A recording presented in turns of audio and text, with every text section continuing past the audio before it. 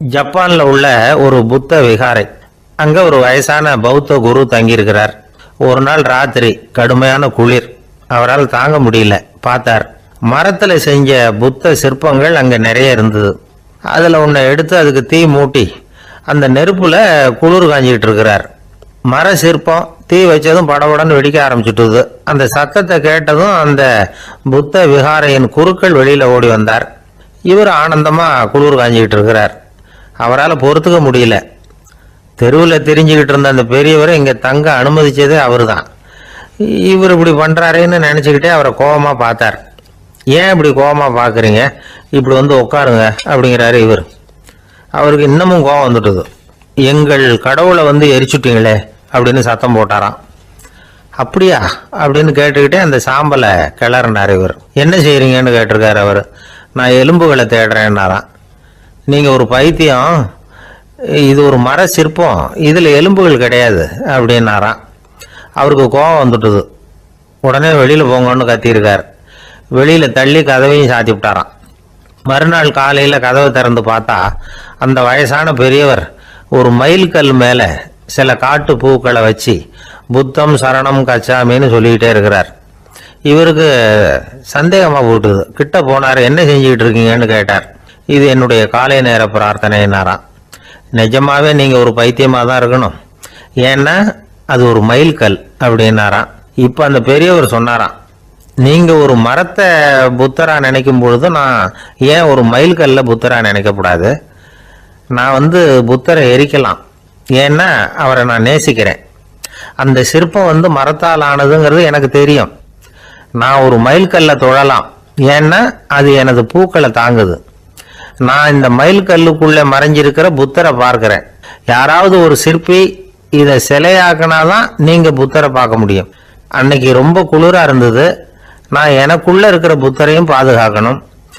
உள்ளே இருக்கிற புத்தரை காப்பாற்றுறதுக்காக வெளியில் உள்ள புத்தரை எரிக்கலாம், அதில் ஒன்றும் தப்பு இல்லை. அது அவருடைய போதனையிலேயே இருக்கு. உனக்குள் ஜோதியாக இரு அப்படிங்கிறது அவருடைய போதனை. என்னுடைய புத்தர் வந்து குளிரில் நடுங்கிட்டு இருந்தார். அந்த மர சிற்பங்கள் வெயில் மழையில உணர்ச்சி இல்லாமல் இருந்தது, அதனால அப்படி பண்ணினேன். ஆனால் நீங்கள் என்ன பண்ணீங்க? நான் ஒரு மர புத்தரை எரிச்சதுக்காக உயிருள்ள புத்தரை வெளியில தள்ளி கதவை சாத்தினீங்க அப்படின்னாராம் அந்த பெரியவர். உண்மையான பக்திங்கிறது இதுதான். அதாவது உனக்குள் ஜோதியாக இரு அப்படின்னு புத்தர் சொன்னார் இல்லையா, அது மாதிரி தனக்குள் ஜோதியாக இருக்கிற இந்த காலத்து ஆசாமிகள் நிறைய பேர் உண்டு. எப்பவும் போதையிலேயே இருக்கிறவங்க. ஒரு நாள் நடு ராத்திரி ஒரு மது கடையில் ஒரு ஆள் அங்குள்ள சிப்பந்திகள் கிட்ட கேட்டுக்கிட்டு இருக்கிறான். மறுபடியும் இந்த கடை எப்போ திறப்பாங்கன்னு கேட்டானா. நாளைக்கு காலையில் 8 மணிக்கு திறப்பாங்க அப்படின்னு நானா அங்கே இருந்த ஆள். அவன் திருப்பி திருப்பி அதையே கேட்டுக்கிட்டு இருக்கான். இவனுக்கு பதில் சொல்லி சொல்லி அழுத்து போச்சு. அதான் சொல்கிறேன் ஐயா, நாளைக்கு காலையில் வா அப்படின்னாங்களாம். அதுக்கு இவன், நான் வர்றதுக்காக கேட்கலையா, நேற்றுக்கு வந்தவன் உள்ளேயே மாட்டிக்கிட்டேன், வெளியில் போகிறதுக்காக கேட்டேன் அப்படின்னானா. ஒரு ஊர்ல ஒரு துறவி இருந்தார், புத்த சமய துறவி. அந்த ஊர் மன்னன் அவரை பத்தி கேள்விப்பட்டிருக்கான். ஒரு நாள் புறப்பட்டு போனான். துறவியின் பாதங்களை தொட்டு வணங்கினான். அதுக்கப்புறம் சொன்னான், ஐயா, நான் உங்களை அரண்மனைக்கு அழைச்சிட்டு போறதுக்காக வந்திருக்கிறேன். இனிமே நீங்க இங்க எதுக்கு இருக்கணும் அப்படின்னானா. அவன் மனசுக்குள்ள என்ன நினைப்புன்னா, இவர் எங்க வர போறாரு, நான் ரொம்ப எளிமையானவன், எனக்கு எதுக்கு அரண்மனை வாசம்னு சொல்லி விடுவார் அப்படின்னு நினைச்சிருக்கான். ஆனால் அந்த துறவி என்ன பண்ணார் தெரியுமா? அப்படியா, சரி போகலாம், வா, போய் ஒரு ரதத்தை கொண்டுட்டு வா, அரண்மனைக்கு போகும்பொழுது அதுக்கு தகுந்த மாதிரி ஆடம்பரமாக போகணும் அப்படின்னு விட்டாரான். துறவி இப்படி சொன்னதும் அந்த மன்னனுக்கு மனசுக்குள்ள சந்தேகம் வந்துட்டுது. இவர் உண்மையிலேயே துறவி தானா, ஏமாத்து பேர் வழி மாதிரி தெரியுதே அப்படின்னு நினச்சிருக்கான். இருந்தாலும் இனிமேல் என்ன பண்ணுறது, சொல்லியாச்சு. ரதத்தை கொண்டுட்டு வந்தான். துறவி ஏறி உட்காந்தார். பக்கத்தில் ராஜா. அவர் ரொம்ப உற்சாகமாக வரார். இவன் ரொம்ப சோர்ந்து போய் வரான். துறவி மரத்தடியிலேயே வாழ்ந்து பழக்கப்பட்டவர். அரண்மனையில் எளிமையாக ஒரு இடத்துல உட்காந்துக்குவார் அப்படின்னு நினைச்சான். ஆனால் அப்படி இல்லை. அரண்மனைக்கு வந்த உடனே அந்த துறவி அதை கொண்டுட்டு வா, இதை கொண்டுட்டு வான்னு சொல்லி உத்தரவு போட ஆரம்பிச்சுட்டார். அரண்மனையில் இருந்தால் அரசனை மாதிரி இருக்கணும் அப்படிங்கிறார். ராத்திரி பூரா சௌகரியமாக தூங்கினார். பகலில் அரண்மனை தோட்டத்தில் உலாவ வேண்டியது, நீச்சல் குளத்தில் குளிக்க வேண்டியது, இப்படியே பொழுது போக்கிட்டு இருக்கிறார். அந்த அரண்மனையில் துறவி வந்து மகிழ்ச்சியாக இருக்கிறார். மன்னனால அப்படி இருக்க முடியல. அவருக்கு எந்த கவலையும் இல்லை, இவனுக்கு அரசாங்க கவலைகள். துறவி அப்படி இருக்கிறத இவனால தாங்கிக்க முடியல. ஒரு நாள் அவர்கிட்டே போய், நான் உங்ககிட்ட கொஞ்சம் பேசணும் நானா. துறவி பார்த்தார். நான் இந்த அரண்மனைக்கு வரும்பொழுதே நீ என்னமோ என்கிட்ட கேட்கணும்னு நினைச்ச. ஏன் காலதாமதம்? நீ அனாவசியமா உன்னையே தொந்தரவு பண்ணிட்டு இருக்கிற. நீ கவலையா இருக்கேங்கிறது எனக்கு புரியுது. நான் மரத்தடியில் இருந்தப்போ கூட என்னை அடிக்கடி வந்து சந்திச்சுக்கிட்டு இருப்ப, ஏதாவது விளக்கம் கேட்கறது உண்டு. இங்க வந்த பிறகு என்னை சந்திக்கிறது கூட அபூர்வமா போயிட்டுது. நீ இப்போ என்ன கேட்க போறேங்கிறது எனக்கு தெரியும், இருந்தாலும் கேளு அப்படின்னாராம். வேற ஒண்ணும் இல்லைங்க, இப்போ உங்களுக்கும் எனக்கு என்ன வித்தியாசம்?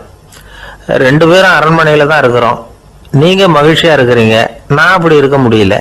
இவ்வளவுக்கும் நீங்க முன்னாடி இருந்தது மாதிரி இல்லை. தினமும் தங்க தேர் கேட்குறீங்க, உயர்தரமான ஆடைகள் அணிகிறீங்க, சுவையான சாப்பாடு. இப்படி இருக்கிறப்போ உங்களுக்கு எனக்கு என்ன வித்தியாசம்? இதுதான் மன்னனுடைய கேள்வி. இதுக்கு பதில் சொல்றேன், என் கூட புறப்பட்டு வா, இந்த நகரத்துக்கு வெளியில போவோம் அப்படின்னு சொல்லி அரசனை கூப்பிட்டுக்கிட்டு ஊர் எல்லைக்கு வந்து சேர்ந்தார் துறவி. அங்க போய் சொன்னார், இதை பாருப்பா, இந்த இடத்த தான் தேடிட்டு இருந்தேன். இனிமே நான் வந்து திரும்பி வர போறதில்லை. நீ என்னோட வர்றியா திரும்பி போறியா அப்படின்னார். நான் எப்படிங்க உங்க கூட வர முடியும்? என்னுடைய நாடு, என்னுடைய சொத்துக்கள், மனைவி, மக்கள் எல்லாத்தையும் விட்டுட்டு எப்படிங்க வர்றதுன்னா. இப்ப அந்த துறவி சொன்னார், இப்ப வித்தியாசத்தை தெரிஞ்சுக்கிட்டியா? நான் அரண்மனையில் இருந்தேன், எல்லா வித பொருள்களும் உடையவனா இருந்தேன், ஆனா எதையும் சொந்தம் கொண்டாடுறவனா இருக்கல. ஆனா நீ அப்படி இல்லை, எல்லாத்தையும் சொந்தம் கொண்டாடிட்டு இருக்கிற. இதுதான் நமக்குள்ள வித்தியாசம் அப்படின்னு சொன்னார். அரண்மனை ஆடைகளை அப்படியே கலைஞர் அரசங்கிட்ட கொடுத்தார். உன்னுடைய ஆடைகளை நீயே வச்சுக்கோன்னார். அவர் பாட்டுக்கு நடந்து போனார், திரும்பியே பார்க்கல. அரசனுக்கு அப்பதான் தன்னுடைய அறியாமை விளங்குச்சான். இதுல இருந்து நாம புரிஞ்சுக்க வேண்டியது என்னன்னா, இந்த உலகத்துல எத்தனையோ பொருள்கள், அதையெல்லாம் முறையா பயன்படுத்தினா மகிழ்ச்சி. அதை விட்டுட்டு அதுக்கெல்லாம் சொந்தம் கொண்டாட ஆரம்பிச்சா கவலை. நம்ம ஆட்கள் வந்து சொந்தம் கொண்டாடுற விதமே தனி. ஒரு ஆளு இன்னொருத்தங்கிட்ட ஒரு கொடை கடன் வாங்கியிருந்தான், திருப்பி கொடுக்கல. கொடையை கொடுத்தவன் கேட்டான், என்கிட்ட கடன் வாங்கினிய கொடை, அதை கொஞ்சம் திருப்பி தர்றியான்னா. அது உனக்கு இப்போ அவசரமா தேவைப்படுதா அப்படின்னு கேட்டான் இவன். எனக்கு தேவைப்படல, அந்த கொடையை நான் யாருகிட்ட வாங்கியிருந்தேனோ அவனுக்கு இப்போ அது அவசரமா தேவைப்படுது அப்படின்னு அந்த ஆள். திபேத் நாட்டுல புத்த மடாலயங்கள் நிறைய உண்டு. அதுக்கு ஒரு தலைமையகமும் உண்டு. அது வந்து இந்த திபேத் தலைநகரம் லாசாவில் இருக்குது. ரொம்ப காலத்துக்கு அப்பால அதை பற்றிலாம் நிறைய விவரங்கள் எழுதி வச்சிருக்கிறாங்க. அது இப்போவும் நமக்கு கிடைக்குது. அதாவது ரொம்ப தூரத்துக்கு அந்தாண்ட மலைகளுக்கு நடுவில் ஒரு கிளை மடாலயம். அந்த மடத்தின் தலைவருக்கு வயசாயிட்டு தான், அதனால தலைமை பொறுப்பை வந்து வேற ஒருத்தர்கிட்ட ஒப்படைக்கலாம் அப்படின்னு முடிவு பண்ணாராம். உடனே ஒரு லாமாவை கூப்பிட்டார். அவர் மூலமா தலைமை மடாலயத்துக்கு செய்தி அனுப்புனார், பொருத்தமான வாரிசு ஒருத்தரை அனுப்பி வைக்கும்படியாக. அந்த வாலிப லாமா புறப்பட்டார். காடு மேடெல்லாம் நடந்து போறார். ரொம்ப நாள் கழிச்சு தலைமை பீடத்தை அடைஞ்சார். தலைமை குரு கிட்ட விவரத்தை சொன்னார். தகுதியான ஒருத்தரை அனுப்பி வச்சா அழைச்சிட்டு போறேன் அப்படின்னார். சரி, நாளைக்கு காலையில் நீங்க அவங்க எல்லாரையும் அழைச்சிட்டு போகலாம்னார் அவரு. அவங்க எல்லாரையுமா? அங்க தேவைப்படுறது ஒருத்தர் தானே அப்படின்னார் இவர். ஆமான்னார். அப்புறம் ஏன் எல்லாரையும் அழைச்சிட்டு போக சொல்றீங்கன்னார். அது இப்போ உனக்கு புரியாது. நான் ஒரு 100 பிக்குகளை அனுப்புறேன், அதாவது பிட்சுகளை. அவ்வளவு பேரையும் அங்க வச்சு சமாளிக்க முடியாது அப்படின்னாரு இவரு. இருந்தாலும் இப்ப அந்த தலைமை குரு என்ன சொன்னார்னா, அதை பத்தி கவலைப்படாத, நான் வந்து 100 பேரை அனுப்புறேன், அதுல 99 பேர் வழியிலேயே காணாம போடுவாங்க, ஒருத்தன் மட்டும்தான் வருவான், அவனும் அங்க வந்து சேர்ந்துட்டானா நீ ரொம்ப கொடுத்து வச்சவன் அப்படின்னார். இவருக்கு ஒன்றும் புரியல. இருந்தாலும் மறுநாள் அந்த வாலிப லாமா 100 பேரை அழைச்சிக்கிட்டு புறப்பட்டார். போற வழியிலேயே பல பேர் அங்கங்க பிச்சுட்டு போட்டாங்க. அவர் சொன்னது மாதிரியே வழியில அவங்க ஊர்கள் இருந்தது தான் காரணம். அப்பா அம்மாவை பார்த்துட்டு வரேன் அப்படின்னு கொஞ்சம் பேர் போனாங்க. சொந்த பந்தத்தை பார்த்துட்டு வரேன் அப்படின்னு கொஞ்சம் பேர். ஒரு வாரம் ஆச்சு. இப்ப மிஞ்சினது 10 பேர் தான். வழியில ஒரு நகரம், அங்க சில பிட்சுக்கள் வந்து சந்திச்சாங்க. எங்க மடத்து தலைவர் இறந்துட்டார், உங்கள யாராவது ஒருத்தர் எங்களுக்கு தலைவராக முடியுமா அப்படின்னு கேட்டாங்க. 10 பேரும் தயார். அதுல ஒருத்தரை அழைச்சிட்டு அவங்க போயிட்டாங்க. இன்னொரு ஊரில் சில பேர் வந்தாங்க, வழி மறிச்சாங்க. நில்லுங்க, எங்கள் மன்னர் மகளுக்கு திருமணம், அதை நடத்தி வைக்க 3 லாமாக்கள் தேவை அப்படின்னாங்க. இப்படி கொஞ்சம் கொஞ்சமாக எல்லாரும் காலி. கடைசியில் 2 பேரும் மிஞ்சினாங்க. அங்கே ஒரு இளம்பெண் எதிரில் வந்தா, எங்கள் அப்பா வேட்டைக்கு போயிருக்கிறாரு, இன்னும் திரும்பி வரல, வீட்டில் வேற யாரும் இல்லை, தனியாக இருக்க பயமாக இருக்கு, யாராவது ஒருத்தர் எனக்கு துணையாக இருக்கணும் அப்படின்னு கேட்டுக்கிட்டா. எங்கள் 2 பேரில் நீயே ஒருத்தரை தேர்ந்தெடுத்துக்கோ, இல்லைன்னா எங்களுக்குள்ள சண்டை வந்துடும் அப்படின்னாங்க. இப்போ மிஞ்சினவர் ஒருத்தர், அவருக்கும் ஒரு சோதனை வந்தது. ஒரு தர்க்கவாதி எதிரில் வந்தான், உன்னோட வாதம் பண்ணணும்னா. இவனோட வாதம் பண்ணுறேன், அது முடிய ரொம்ப காலம் ஆகலாம், தர்க்கத்தில் நான் ஜெயிச்சா அங்கே வரேன், இல்லைன்னா இவருடைய சீடனை ஆயிடுவேன் அப்படின்னார் அவர். கடைசியாக அழைக்க வந்த வாலிபலாமா மட்டும் வெறும் கையோடு திரும்பி போனார். அங்கே இருந்த வயசான மடாதிபதி கேட்டார், எத்தனை பேர் அங்கேருந்து புறப்பட்டீங்கன்னார். என்னையும் சேர்த்து 101ன்னார் அவர்.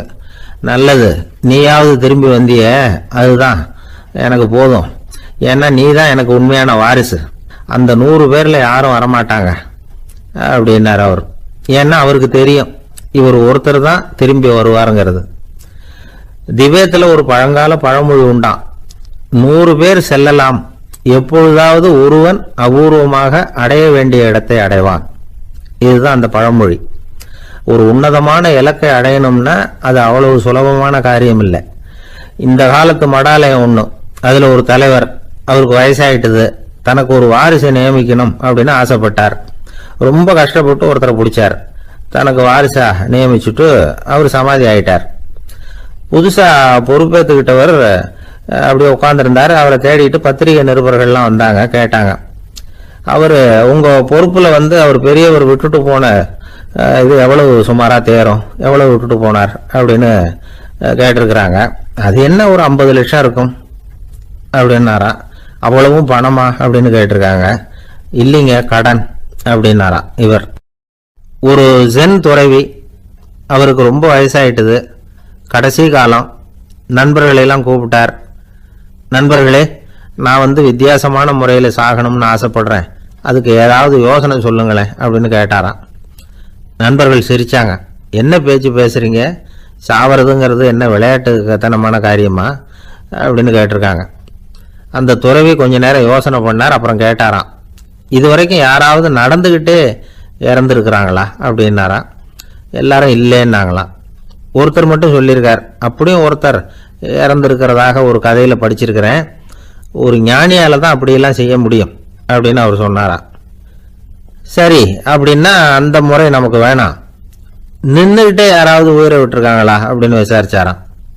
அப்படியும் ஒருத்தர் இறந்துருக்கிறார் அப்படின்னாங்களாம். மறுபடியும் அந்த துறவி யோசனை பண்ணியிருக்கிறார், ஏதாவது வித்தியாசமான முறையில் நாம் போகணும் அப்படிங்கிறது அவருடைய விருப்பம். மனிதன் எப்படி வாழ்கிறானோ அப்படி இறப்பது தான் நல்லது. சரி, யாராவது தலைகீழாக யோகம் செய்யும் நிலையில் இறந்துருக்கிறாங்களா அப்படின்னு விசாரிச்சாராம். நண்பர்கள் சிரித்தாங்க. தலைகீழாக நின்னபடி இறந்ததாக நாங்கள் கேள்விப்பட்டதே இல்லை, அது முடியாத காரியம் அப்படின்னு இருக்காங்க. இப்போ அந்த துறவிக்கு திடீர்னு உற்சாகம் வந்துட்டுது. உடனே எழுந்திரிச்சார், தலைகீழாக நின்னார், அப்படியே உயிரை விட்டுட்டார். அவ்வளோதான். அந்த மடாலயத்தில் ஒரே குழப்பம், எப்படி அவரை கீழே இறக்கி படுக்க வைக்கிறது அப்படின்னு புரியல. இப்படி உயிர் விடுறதை பற்றி அவங்க இதுவரைக்கும் கேள்விப்பட்டதும் இல்லை. உண்மையிலேயே இவர் இறந்து தான் போனாராங்கிறதும் தெரியல. சோதிச்சு பார்த்தாங்க, இதய துடிப்பு, நாடி துடிப்பு எல்லாம் நின்று போயிருந்தது. இவர் எப்போவும் இப்படி தான், என்ன பண்ணுறது இப்போ அப்படின்னு சொல்லி எல்லாரும் குழம்பிக்கிட்டு இருக்கிற சமயத்தில் ஒரு பெரியவர் யோசனை சொன்னார். இந்த துறவியோட மூத்த சகோதரி பக்கத்து மடாலயத்தில் இருக்கிறாங்க, அவங்கள இங்கே அழைச்சிட்டு வந்தால் ஏதாவது வழி கிடைக்கும் அப்படின்னார். அந்த அம்மாவுக்கு 90 வயசு. அழைச்சிட்டு வந்தாங்க. ஒரு குச்சியை ஊன்றிக்கிட்டு அப்படியே மெதுவாக நடந்து வந்தாங்க. தம்பி, தலைகீழாக நின்று உயிர் விட்டு இறக்கிறத பார்த்தாங்க. தம்பின்னு கூப்பிட்டு பார்த்தாங்க, ஒன்றும் காணும். உடனே என்ன பண்ணாங்க, தன்னுடைய கைத்தடியால் தம்பியோட உடலை ஒரு தட்டு தட்டினாங்க. ஏப்பா, சாகிறப்பவும் உன்னுடைய குறும்புத்தனத்தை விடலையா, இப்படியாடா சாகிறது, ஒழுங்கா செத்து தொலை அப்படின்னாங்களாம். அவ்வளவுதான். உடனே அந்த துறவி திரும்பி நேராக நின்னார். அக்கா, கோவப்படாத, நான் ஒழுங்கா சாகிறேன், எப்படி செத்தா என்ன, எல்லாம் எனக்கு ஒன்று தான் அப்படின்னு சொல்லிவிட்டு அப்படியே தரையில் படுத்து உயிரை விட்டாராம். அதுக்கப்புறம் அந்த அம்மா கோலை வந்து கையில் எடுத்துக்கிட்டு அப்படியே திரும்பி கூட பார்க்காம அவங்க பாட்டுக்கு போயிட்டாங்களாம். மரணத்தை ஒரு விளையாட்டாக ஆக்கிய அந்த துறவிக்கு வாழ்க்கையே ஒரு விளையாட்டாக தான் இருந்திருக்குது. எந்த நோக்கமும் இல்லாமல் செயல்படுறதுன்னா என்னங்கிறதும் அவருக்கு தெரிஞ்சிருக்குது. பயனை எதிர்பார்க்காம பணி செய்து வாழ்ந்து மறைந்த மகான் அவர். தம்முடைய தொழிலை வந்து விளையாட்டு போல செய்ய தெரிஞ்சவருக்கு வாழ்க்கையே ஒரு விளையாட்டாக மாறிடும். எல்லாமே விளையாட்டாகி விடுகிற போது மரணமும் விளையாட்டாகிவிடும் அப்படிங்கிறது தான் அந்த தத்துவம். ஆனால் அதுக்கு முன்னாடி உங்களுக்குள்ளே இருக்கிற உண்மையான நடிகனை வந்து நீங்கள் அடையாளம் கண்டுபிடிக்கணும். நீங்கள் நடிக்க வேண்டியதே இல்லை, நீங்கள் ஏற்கனவே நடிச்சுக்கிட்டு தான் இருக்கிறீங்க. நீங்கள் இந்த உண்மையை தெரிஞ்சுக்கணும், அவ்வளவுதான். இதுதான் ஞானிகளுடைய கருத்து. வாழ்க்கையை சரியாக புரிஞ்சுக்கிட்டா எல்லாமே நடிப்புங்கிறது புரியும். கல்யாண பத்திரிக்கை அனுப்பியிருந்தேனே, ஏன்டா வரலன்னு கேட்டான் ஒருத்தன். வந்திருந்தேனே அப்படின்னானா இவன். டேய், ஏன்டா போய் சொல்கிற, நான் பத்திரிக்கையே உனக்கு அனுப்பலையே அப்படின்ட்டுருக்கான் அவன். அதுக்கு இவன் சொன்னானா, பத்திரிக்கை அனுப்புனேன்னு நீ போய் சொல்கிறப்போ கல்யாணத்துக்கு வந்தேன்னு நான் போய் சொல்லக்கூடாதா அப்படின்னானா. ஒரு அம்மா தெருவில் உட்காந்து என்னத்தையோ தேடிட்டு இருக்கிறாங்க. அந்த அம்மா ஒரு சுஃபி ஞானி. அவங்க பேர் என்னன்னா ரபியா அல் அடாவியா. அந்த அம்மாவுக்கு கண் கூட தெளிவாக தெரியாது. அந்த பக்கமாக வந்த சில பேர் இவங்களுக்கு உதவி செய்யறதுக்காக வந்தாங்க. என்ன தேடிட்டு இருக்கிறீங்க அப்படின்னு கேட்டாங்க. இதுக்கு அந்த அம்மா, அந்த கேள்வி அவ்வளோ முக்கியத்துவம் இல்லை, நான் தேடிட்டு இருக்கிறேன், உங்களால் முடிஞ்சால் எனக்கு உதவி பண்ணலாம் அப்படின்னாங்களாம். உதவி செய்ய வந்தவங்களுக்கு ஆச்சரியம். எதை தேடுறோங்கிறது தெரியாமல் இப்படி ஏன் நேரத்தை செலவழிக்கிறீங்க, நாங்கள் எப்படி உங்களுக்கு உதவ முடியும், எங்களுக்கு ஒன்றும் புரியலையே அப்படின்ட்டுருக்காங்க. சரி, உங்களை திருப்தி பண்ணுறதுக்காக சொல்கிறேன், ஒரு குண்டூசி தொலைஞ்சி போச்சு, அதை தேடுறேன் அப்படின்னாங்களாம் அந்த அம்மா. அதுக்கப்புறம் இவங்களும் சேர்ந்து தேட ஆரம்பிச்சிட்டாங்க. கொஞ்ச நேரம் ஆச்சு, ஒன்றும் கிடைக்கல. உதவி செய்ய வந்தவங்களும் அழுத்து போட்டாங்க. அப்புறம் கேட்டாங்க, பாருங்கம்மா, இது ரொம்பவும் பெரிய தெரு, அகலமான தெரு, அதனால் குறிப்பாக நீங்கள் எந்த இடத்துல அந்த குண்டூசியை தொலைச்சிங்க அதை சொல்ல முடியுமான்னாங்களாம். இதுக்கு அந்த அம்மா, நீங்கள் மறுபடியும் அர்த்தமில்லாத கேள்வியை கேட்குறீங்க, உங்கள் கேள்விக்கும் நான் தேடுறதுக்கும் என்ன சம்மந்தம்னாங்களாம். இதை கேட்டதும் அவங்க ஒரு மாதிரி ஆயிட்டாங்க. என்னம்மா நீங்கள் பைத்தியம் மாதிரி பேசுகிறீங்க அப்படின்னாங்களாம். சரி, உங்களை மறுபடியும் திருப்திப்படுத்துறதுக்காக சொல்கிறேன், அதை நான் வந்து எங்கள் வீட்டில் தொலைச்சிட்டேன் அப்படின்னாங்களாம். அப்புறம் எதுக்காக இங்கே வந்து தேடிட்டு இருக்கிறீங்க அப்படின்னு கேட்டிருக்காங்க. ஏன்னா இங்கே தான் வெளிச்சம் அதிகமாக இருக்குது, அங்கே வீட்டுக்குள்ளே இருட்டாக இருக்குது, அதனால் இங்கே வந்து தேடுறேன், வெளிச்சம் உள்ள இடத்துல தானே தேட முடியும் அப்படின்னாங்களாம் அந்த ஞானி. இந்த கதைக்கு என்ன அர்த்தங்கிறத பெரியவங்க சொல்கிறாங்க. அதாவது இந்த தேடுதல்ங்கிறது ஒரு வியாதி. அது வந்து நம்ம வந்து சதா அலைய வைக்கும், பைத்தியமாக மாற்றுறதுக்கு முயற்சி பண்ணோம். ஒரு காலம் வந்து அது நிறைவு அடையவே அடையாது. வாழ்வுங்கிறது ஒரு புரிந்து கொள்ள முடியாத சதா இயங்கி கொண்டிருக்கிற ஒரு செயல். அதுக்கு ஆரம்பமும் இல்லை, முடிவும் கிடையாது. எதையோ தேடணும் அப்படிங்கிற உந்துதல் நமக்குள்ளே இருக்கும், ஆனால் குறிப்பாக எதை தேடிட்டு இருக்கிறோம் அப்படிங்கிறது புரியாது. அப்படி ஏதாவது ஒன்றை தேடி அடைஞ்சிடுறோம்னு வச்சுக்கோங்க, உடனே ஒரு அதிருப்தி வந்துடும். அதனால் வாழ்க்கைங்கிறது சலிப்பு நிறைந்தது அப்படிங்கிற எண்ணத்தை உண்டாக்கிக்கிறோம். ஒன்று அடைஞ்சதுக்கு அப்புறம் இன்னொன்று தேட ஆரம்பிச்சிருவோம். ஆக இந்த தேடல்ங்கிறது நாம் ஒன்று அடைஞ்சாலும் அடையாவிட்டாலும் தொடர்ந்து நடந்துக்கிட்டு தான் இருக்கும். இதுக்கு முடிவே கிடையாது. இந்த உண்மையை நாம் நல்லா புரிஞ்சுக்கணும் அப்படிங்கிறது பெரியவங்களுடைய கருத்து. ஏழையும் தேடுறான், பணக்காரனும் தேடுறான், நோயாளியும் தேடுறான், நோய் இல்லாதவனும் தேடுறான், அதிகாரம் உள்ளவனும் தேடுறான், அதிகாரம் இல்லாதவனும் தேடுறான், முட்டாளும் தேடுறான், அறிவாளியும் தேடுறான். ஆனால் யாரும் இதை தான் தேடி சாதிக்க போகிறோம், இதுதான் முடிவு அப்படின்னு திட்டவட்டமாக சொன்னதில்லை. ஒன்று அடைஞ்சதும் இன்னொன்று தேட ஆரம்பிச்சிடுறாங்க, அவ்வளோதான். அதாவது உங்களின் தேடுபவர் உங்கள் உள்ளேதான் இருக்கிறார், அவரை தேடி கண்டுபிடியுங்கள். இதுதான் ஞானிகள் நமக்கு சொல்லுகிற ஒரு ஆலோசனை. நம்மால் ஒருத்தன் ஜெயிலில் இருந்தான். இன்னொரு கைதி அவனை பார்த்து கேட்டான், ஏன்பா உன்னை பார்க்கறதுக்கு வெளியிலேருந்து யாருமே இங்கே வர்றது இல்லையே, உனக்கு சொந்தக்காரங்களே கிடையாதா அப்படின்னு கேட்டானா. ஏன் இல்லை, எனக்கு சொந்தக்காரங்க நிறைய பேர் உண்டு, அவங்க என்னை பார்க்க வராததுக்கு காரணம் வேற அப்படின்ட்டுருக்கான் இவன். என்ன காரணம்னு கேட்டான் அவன். அதுக்கு இவன் சொன்னானா, அதுக்கு என்ன காரணம்னா அவங்க எல்லாரும் இங்கே உள்ளேயே இருக்கிறாங்க அப்படின்னானா. ஒரு ஊர்ல ஒரு குரு இருந்தார், ஜென் குரு. அவரை தேடிட்டு ஒரு மன்னர் வந்தார். வந்தவர் ஜப்பான் மன்னர். தோட்டக்கலையை பத்தி தெரிஞ்சுட்டு போறதுக்காக அவர் வந்தார். எப்படி தோட்டம் அமைக்கிறது அப்படிங்கறத பத்தி அந்த குரு விவரமா சொல்லி கொடுத்தாரு. ஒரு நாள் 2 நாள் இல்ல, 3 வருஷம் கத்து கொடுத்தார். அதுக்கப்புறம் சொன்னார், நான் கத்து கொடுத்துட்டேன், இனிமே நீங்க போகலாம், போய் தோட்டம் அமைக்கலாம், அதுதான் உங்களுக்கு பரிசை. தோட்டம் அமைச்ச பிறகு சொல்லி அனுப்புங்க, நான் வந்து பாக்குறேன். நீங்க இங்க என்னவெல்லாம் கத்துக்கிட்டீங்களோ அதையெல்லாம் அங்க செயல்முறையில செஞ்சு காட்டுங்க அப்படின்னு சொல்லி அனுப்பி வச்சார். மன்னர் போனார். அரண்மனைக்கு பக்கத்திலேயே ஒரு பெரிய தோட்டத்தை உண்டு பண்ணினார். அழகான மரங்களையும் செடிகளையும் உருவாக்கினாரு. கிட்டத்தட்ட 1000 தோட்டக்காரர்களை பயன்படுத்தி 3 வருஷங்கள் முயற்சி பண்ணி அந்த அழகான தோட்டத்தை உருவாக்கினார். குரு கிட்ட இருந்து செய்தி வந்தது, நாளைக்கு வந்து தோட்டத்தை பாக்குறேன் அப்படின்னு. மன்னர் உடனே சுறுசுறுப்பாயிட்டார். முதல் நாளே தோட்டத்தை சுத்தப்படுத்தினார். ராத்திரி பூரா யாரும் தூங்கல. எல்லாருக்கும் தோட்டத்தை ஒழுங்குபடுத்துற வேலை. அது அந்தந்த இடத்துல ஒழுங்கா இருக்குதா அப்படின்னு சரி பார்த்தாங்க. ஒரு தவறும் இல்லாத வகையில அதை ஒழுங்குபடுத்தினாங்க. மறுநாள் குரு வந்தார், தோட்டத்தை பார்த்தார். அவருக்கு கோபம் வந்துட்டுது. மன்னருக்கு ஆச்சரியம், எப்பவும் சிரிச்சுக்கிட்டே இருக்கிறவர் இப்ப எப்படி இருக்கிறாரே அப்படின்னு. மெதுவா குரு கிட்ட போய், எல்லாம் சரியா தானே இருக்குது அப்படின்னார். எல்லாம் சரிதான், ஆனாலும் எங்கே அந்த பொன்னிற காற்று அப்படின்னார். உதிர்ந்த இலைகள், பொன் மஞ்சள் நிற இலைகள் காற்றில் அப்படி புரண்டு ஓடுவதை நான் பார்க்க முடியவில்லையே அப்படின்னாராம். அது இல்லாம இந்த தோட்டம் உயிரோட்டம் உள்ளதா இருக்காது, இதுல பாடல் இல்லை, ஆடல் இல்லை, அதெல்லாம் இல்லாம இந்த தோட்டம் ரொம்பவும் செயற்கையா தெரியுதுன்னாராம். மன்னர் இப்பதான் யோசனை பண்ணார். கீழே கிடந்த காஞ்சி போன இலைகள் மட்டும் இல்ல, மரத்துல இருந்த காஞ்சி போன இலைகளையும் அப்புறப்படுத்தி சுத்தமா வச்சிருக்கிறார்.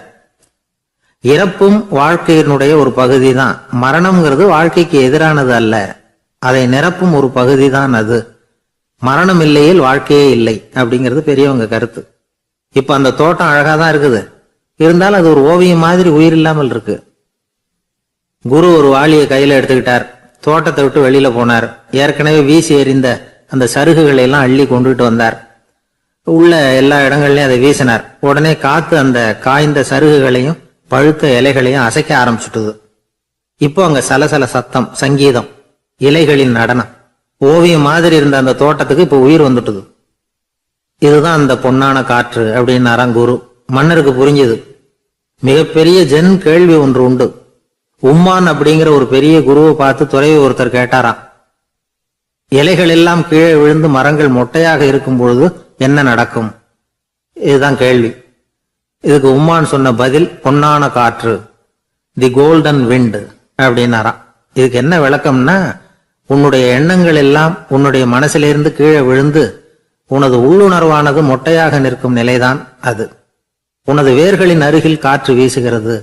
எல்லா எண்ணங்களும் உன்னிலிருந்து வெகு தூரத்துக்கு புரண்டு கொண்டே சென்று விடுகிறது. நீ அவற்றை கடந்து விட்டால் நீ அவைகளுக்கெல்லாம் மேலெழுந்து கீழே பார்ப்பவனைப் போல நிற்க ஆரம்பித்து விடுவாய். அதுதான் தியானம் என்பது அப்படின்னு சொல்றாங்க. தியானம்ங்கிறது எண்ணத்துக்கு எதிரானது இல்ல, தியானம்ங்கிறது எண்ணங்களை கடந்து செல்வதுதான். அதுக்கப்புறம் நாம பொன்னிற காற்றுல ஆட ஆரம்பிச்சிருவோம். இதுதான் பெரியவர்கள் சொல்றது.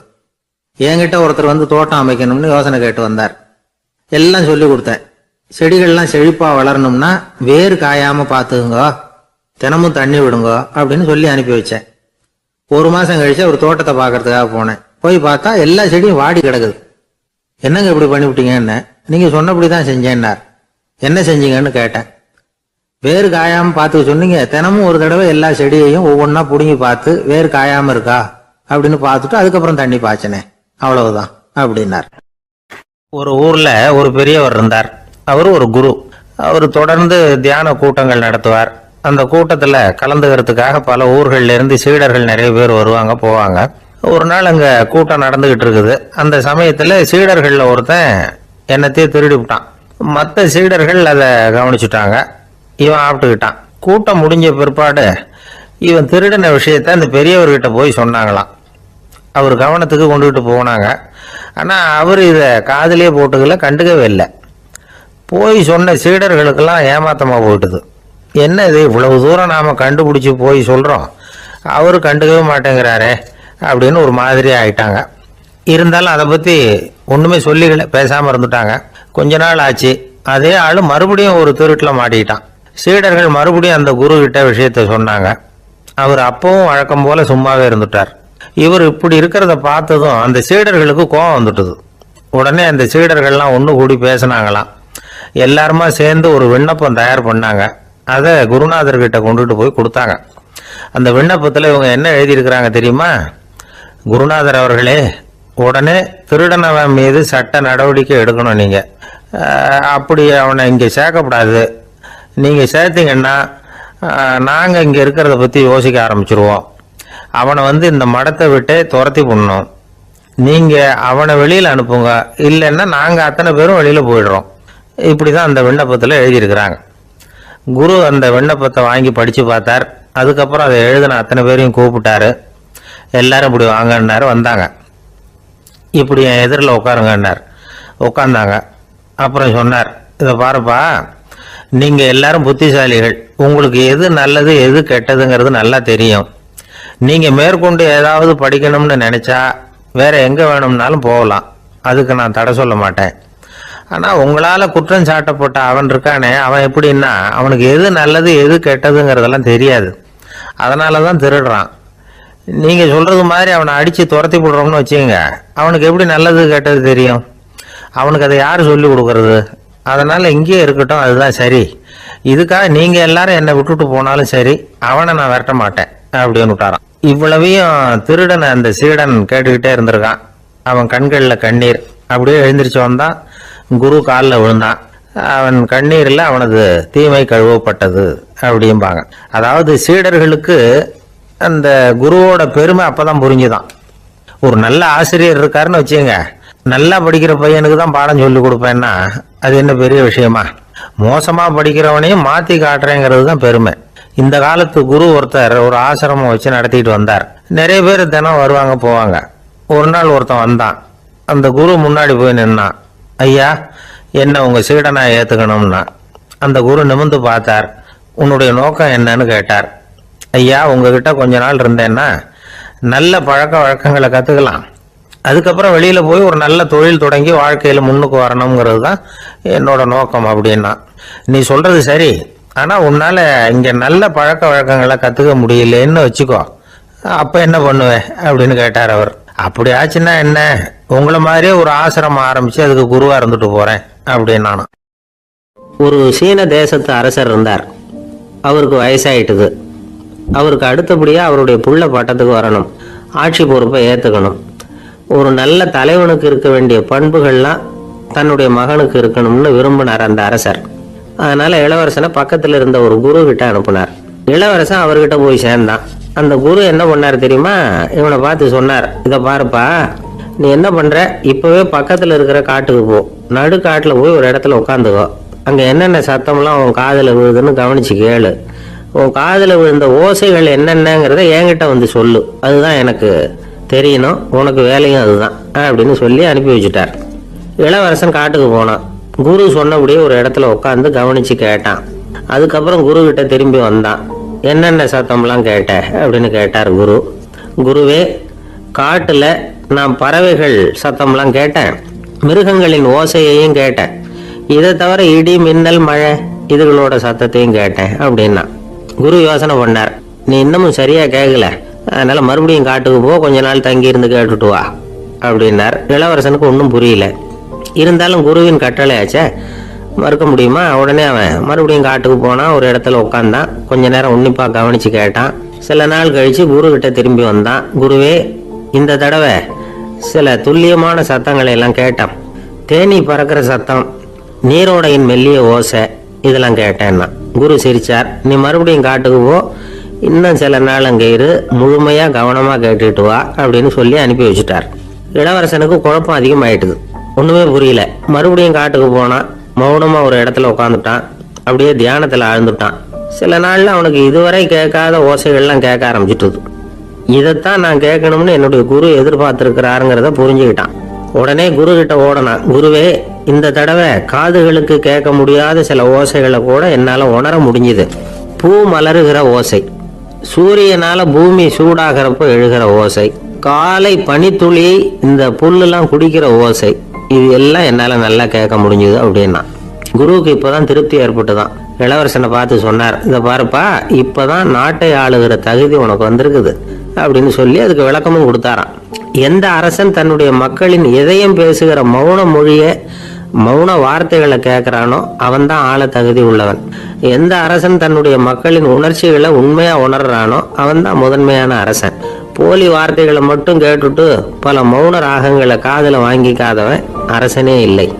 எந்த நாட்டுல எப்போ ஒரு அரசன் தன்னுடைய மக்களின் உணர்ச்சிகளை கேட்க மறுக்கிறானோ அன்னையிலிருந்து அந்த நாடு அழிய தொடங்குது அப்படின்னு அர்த்தம். இதுதான் அந்த குரு இளவரசனுக்கு போதிச்சது. வாயால பேசுறத மட்டும் கேட்டு ஏமாறக்கூடாது, உணர்ச்சிகளையும் கேட்கறதுல தான் மனப்பக்குவம் உண்டாகும். மக்கள் உணர்ச்சிகளை புரிந்து கொள்ளாத அரசர்கள் நீடிச்சிருக்க முடியாது. அது மாதிரி நாடுகள்ல அடிக்கடி குழப்பம் தான் உண்டாகும். அப்படி இருந்தா அடிக்கடி ஆட்சி மாறிக்கிட்டு இருக்கும். அப்படிப்பட்ட ஒரு தேசம், அங்க ஒரு சிறைச்சாலையில 3 கைதிகள் பேசிக்கிட்டு இருந்தாங்க. ஒருத்தன் சொன்னான், நான் இந்த நாட்டு ராஜாவை எதிர்த்து பேசிக்கிட்டு இருந்தேன், அதனால என்னை பிடிச்சி கொண்டாந்து இங்க போட்டுட்டாங்க அப்படின்னு நான் ஒருத்தன். இன்னொருத்தன் சொன்னான், நான் இந்த நாட்டு ராஜாவை ஆதரிச்சு பேசிக்கிட்டு இருந்தேன், அதனால என்ன பிடிச்சி கொண்டாந்து இங்க தள்ளி விட்டாங்க அப்படின்னா. அது சரி, நீ என்ன தப்பு பண்ண அப்படின்னு சொல்லி 3வது ஆளை பார்த்து இவங்க கேட்டாங்க. அதுக்கு அந்த ஆளு சொல்றான், நான் தான் இந்த நாட்டு ராஜா அப்படின்னா. பிரம்மத்தை அறிந்தவன் பிரம்மமாகிறான் அப்படின்னு ஒரு பெரியவர் பேசினார் ஒரு கோவில்ல. தைத்திரிய உபனிஷத்து அப்படி சொல்லுதான். இதை கேட்கும் பொழுது நமக்கு ஒரு சந்தேகம் வரும். அது எப்படி? பிரம்மத்தை அறிந்தவன் பிரம்மம் ஆகிறான்னா, சிங்கத்தை அறிந்தவன் சிங்கம் ஆகிறானா, தோசையை அறிந்தவன் தோசை ஆகிறானா? இப்படிப்பட்ட சந்தேகம் நமக்கு வர்றதுல ஒன்றும் ஆச்சரியம் இல்லை. இது இயற்கை. இதுக்கும் அந்த பெரியவரே பதில் சொல்றார். சிங்கம் வேற, நாம வேற. அதனால சிங்கத்தை அறிந்தவன் சிங்கம் ஆக மாட்டான். ஆனா பிரம்மம் வேற, நாம வேற இல்லை. அதனால பிரம்மத்தை அறிந்தவன் பிரம்மமாகிறான் அப்படிங்கிறது அவரோட விளக்கம். மனிதன் அவன்தான் தான் பிரம்மங்கிறது தெரியாதனாலதான் அதை வேற எங்கேயோ தேடிட்டு இருக்கிறான். கடைசியில அது தான் தாங்கிறது புரிஞ்சுக்கிற பொழுது அவன் பிரம்மம் ஆயிடுறான். இதை விளக்கறதுக்கு ஒரு உபநிஷத்து கதையே இருக்கு. நமக்கு தெரிஞ்ச கதை தான், ஆனால் அதை வேற விதமான அர்த்தத்துல விளையாட்டா சொல்லிட்டு இருக்கிறோம். ஒரு சமயம் ஒரு 10 நண்பர்கள் ஒரு காட்டு வழியா போயிட்டு இருக்கிறாங்க. குறுக்க ஒரு நதி, அதை கடந்து அடுத்த பக்கம் போகணும். எல்லாரும் ஒரு வழியா கடந்து அடுத்த கரைக்கு போய் சேர்ந்துட்டாங்க. அங்க போய் சேர்ந்ததுக்கு அப்புறம் எல்லாரும் பத்திரமா வந்து சேர்ந்துட்டோமா அப்படின்னு தெரிஞ்சுக்கிறதுக்காக எண்ணி பார்க்கறான் அந்த கூட்டத்து தலைவன். அவங்க மொத்தம் 10 பேர். ஆனா அவன் எண்ணி பார்க்கறப்போ 9 தான் வருது. ஏன்னா அவன் தன்னை விட்டுட்டான். எதிரில் நிக்கிறவங்கள மட்டுமே எண்றான். ஐயோ 10வது ஆள் எங்கேங்கிறான், பதறான். சரி நீ இரு, நான் எண்ணி பார்க்கறேன்னு சொல்லிவிட்டு இன்னொருத்தன் வந்து என்றான். அவனும் தன்னை விட்டுட்டு என்றான். 9 தான் வருது. எல்லாரும் கொய்ய முருகன்னு கத்த ஆரம்பிச்சிட்டாங்க. அந்த சமயத்துல ஒரு பெரியவர் அந்த பக்கமா வர்றாரு. என்ன விஷயம்னு விசாரிக்கிறார். 10வது ஆள் 6 அடிச்சுட்டு போட்டுது அப்படின்னு சொல்லி இவங்க அழறாங்க. சரி அழாதீங்க அப்படின்னு சொல்லி அந்த தலைவனை பார்த்து இப்படி வாங்குறார். வர்றான். இப்ப எனக்கு முன்னாடி ஒரு தரம் எண்ணு பார்க்கலாம்ங்கிறார். 1 2 3 ஆரம்பிச்சு 9ல வந்து முடிக்கிறான். உடனே பெரியவர், நீ தான் அந்த 10வது ஆள் அப்படிங்கிறார். இது உண்மை. நாம தான் அது. நாம தான் நம்மளை வேற எங்கேயோ தேடிட்டு இருக்கிறோம். நாம எங்கேயோ தேடிட்டு இருக்கிறோமே, அந்த பிரம்மம் நாம தான். இப்படி ஒரு பெரிய உண்மையை விளக்கறதுக்காக தான் அப்படி ஒரு கதை சொல்லப்பட்டது. ஆனா அதை நாம வேற விதமா வேடிக்கையா உபயோகப்படுத்திக்கிட்டு இருக்கிறோம். எப்படி தெரியுமா? ஒரு ஆத்தங்கரையில ஒரு 10 பேர் மூழ்கிக்கிட்டே நின்றுட்டு இருந்தாங்களாம். அந்த பக்கமா வந்த ஒருத்தன், ஏன் இப்படி மூழ்கிக்கிட்டு நிக்கிறீங்கன்னு கேட்டிருக்கிறான். எங்களுக்கு நீச்சல் தெரியாது, நாங்கெல்லாம் அடுத்த கரைக்கு போய் சேரணும் அப்படின்னு நாங்களாம். சரி நாங்க விட்டுட்டு போய் விடுறேன். எல்லாரும் அக்கறைக்கு போய் சேர்ந்த உடனே ஆளுக்கு 1 ரூபாய் வீதமா மொத்தம் 10 ரூபாய் எனக்கு கொடுக்கணும் அப்படின்னு இருக்கான் இவன். சரின்னு ஒத்துக்கிட்டாங்க. இவன் ஒவ்வொருத்தரா கையை பிடிச்சி மெதுவா ஆத்துல இறக்கி அழைச்சிட்டு போயிட்டான். 9 பேரை கரை சேர்த்துட்டான். 10வது ஆளு பாதி ஆத்துல போயிட்டு இருக்கிறப்போ திடீர்னு வெள்ளம் வந்துட்டுது. புடி நழுவி போச்சு. கையை விட்டுட்டான். வெள்ளம் அடிச்சுட்டு போட்டுது. அழைச்சிட்டு வந்தவன் நீச்சல் அடிச்சு தடுமாறி கரைக்கு வந்து சேர்ந்துட்டான். கரையில இருந்தவங்களுக்கு இந்த விஷயம் தெரியாது.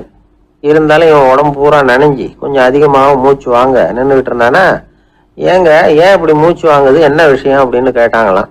அதுக்கு இவன் கொஞ்சமா அலட்டிக்காம சொன்னானா, வேற ஒண்ணும் இல்ல, நீங்க கொடுக்க வேண்டிய 10 ரூபாயில 1 ரூபா குறைஞ்சு போச்சு, அவ்வளவுதான் அப்படின்னானா. கிபி 1078 வருஷம் மார்ச் மாதம் 19ஆம் தேதி திங்கட்கிழமை அதிகாலை நேரம் ஒரு குழந்தை பிறந்தது. எங்க தெரியுமா? காஸ்பியன் கடலுக்கு தெற்கே பாரசீக மொழி வழங்கிய தபரிஸ்தான் மாநிலத்துல ஜீலான்கிற புனித நகர், அதோட புறநகர் பகுதியில உள்ள நீப்புங்கிற ஊர்ல தான் அந்த குழந்தை பிறந்தது. அந்த இடம் இப்போ ரஷ்யாவில் இருக்கு. அந்த குழந்தை யாருன்னு நினைக்கிறீங்க? அதுதான் முஹித்தீன் பெருமான், ஆன்மீக சாதனைகள் புரிந்த மகான் முஹித்தீன் ஆண்டகை. தன்னுடைய 18வது வயசுல உயர்கல்விக்காக ஜீலான் நகரத்தை விட்டு பகுதாத் நகரத்துக்கு புறப்பட்டு போறார். இளம் பிராயம் தானே, அதனால துணைக்கு ஒரு வர்த்தக கூட்டத்தோட சேர்ந்து போயிட்டு இருக்கிறார். ரொம்ப தூரம் போகணும். ஒவ்வொரு இடமா தங்கி தங்கி போயிட்டு இருக்கிறாங்க. ஒரு இடத்துல ஒரு கொள்ளை கூட்டம் பயங்கரமான ஆயுதங்களோட அவங்கள வழிமறிச்சுட்டுது. அந்த வர்த்தக கூட்டம் வச்சிருந்த பொருள்களை எல்லாம் அவங்க பறிச்சு விடுறாங்க. இவங்களும் பயந்துகிட்டு இருந்தது எல்லாத்தையும் அவங்க கிட்ட கொடுத்துடுறாங்க. முஹித்தீன் ஆண்டகை மட்டும் இதையெல்லாம் பார்த்துக்கிட்டு தனியா ஒதுங்கி நிக்கிறார். ஒரு 18 வயசு பையன் மட்டும் இப்படி தனியா அநாத சிறுவன் மாதிரி நின்றுட்டு இருக்கிறத அந்த கொள்ளை கூட்டத்துல இருந்த ஒருத்தன் பாக்குறான். கிட்ட நெருங்கி வர்றான். அலட்சியமாவும் கிண்டலாவும் உங்ககிட்ட ஏதாவது இருக்குதா அப்படின்னு கேக்குறான். இவங்கிட்ட என்ன இருக்க போகுது அப்படிங்கிற நம்பிக்கையில அவன் அப்படி கேக்குறான். உடனே இவரு ஓ இருக்குதே, என்கிட்ட 40 தீனார் இருக்கு அப்படிங்கிறார். இப்படி சொல்லியும் அந்த கொள்ளைக்காரனுக்கு நம்பிக்கை வரல. என்னடா அவன் விளையாடாத, பொய் சொல்லாத, உண்மையை சொல்லு அப்படிங்கிறான் அவன். உண்மையைத்தான் சொல்றேன், என்கிட்ட 40 தீனார் இருக்கு அப்படிங்கிறார் இவர். எங்க வச்சிருக்கிற அப்படின்னு கேக்குறான். சட்டையின் விழாப்புறத்துல உள்ள பகுதியில அதை வச்சு தச்சிருக்கிறாங்க அப்படின்னு உண்மையை சொல்றார். உடனே கொள்ளை கூட்ட தலைவன் அதை கத்தியால கீறிப்பார் அப்படின்னு உத்தரவு போடுறான். அந்த சட்டையை கிழிக்கிறாங்க. உள்ள இருந்து 40 பொற்காசுகளும் பொல பொலன்னு கீழே கொட்டுச்சு. அதை பார்த்த உடனே அந்த கொள்ளை கூட்ட தலைவன் மலைச்சு போய் நின்னுட்டான். காசை பார்த்துட்டு அவன் மலைச்சு போகல, பொய் பேசாத அந்த பையனோட நேர்மையை பார்த்துட்டு அவன் அப்படி நின்னான். மெதுவா அந்த பையன் கிட்ட வந்தான். ஏன்பா நீ என்ன பணக்கார குடும்பமா அப்படின்னு கேட்டான். அப்படிலாம் இல்ல, எனக்கு அப்பா இல்ல, அம்மா மட்டும்தான் உண்டு. எங்க அப்பா எனக்குன்னு விட்டு போன சொத்தே இந்த 40 தீனார் தான் அப்படின்னாரு இவர். அப்படி இருந்துமா உண்மை பேசணும்னு ஆசைப்பட்டேன்.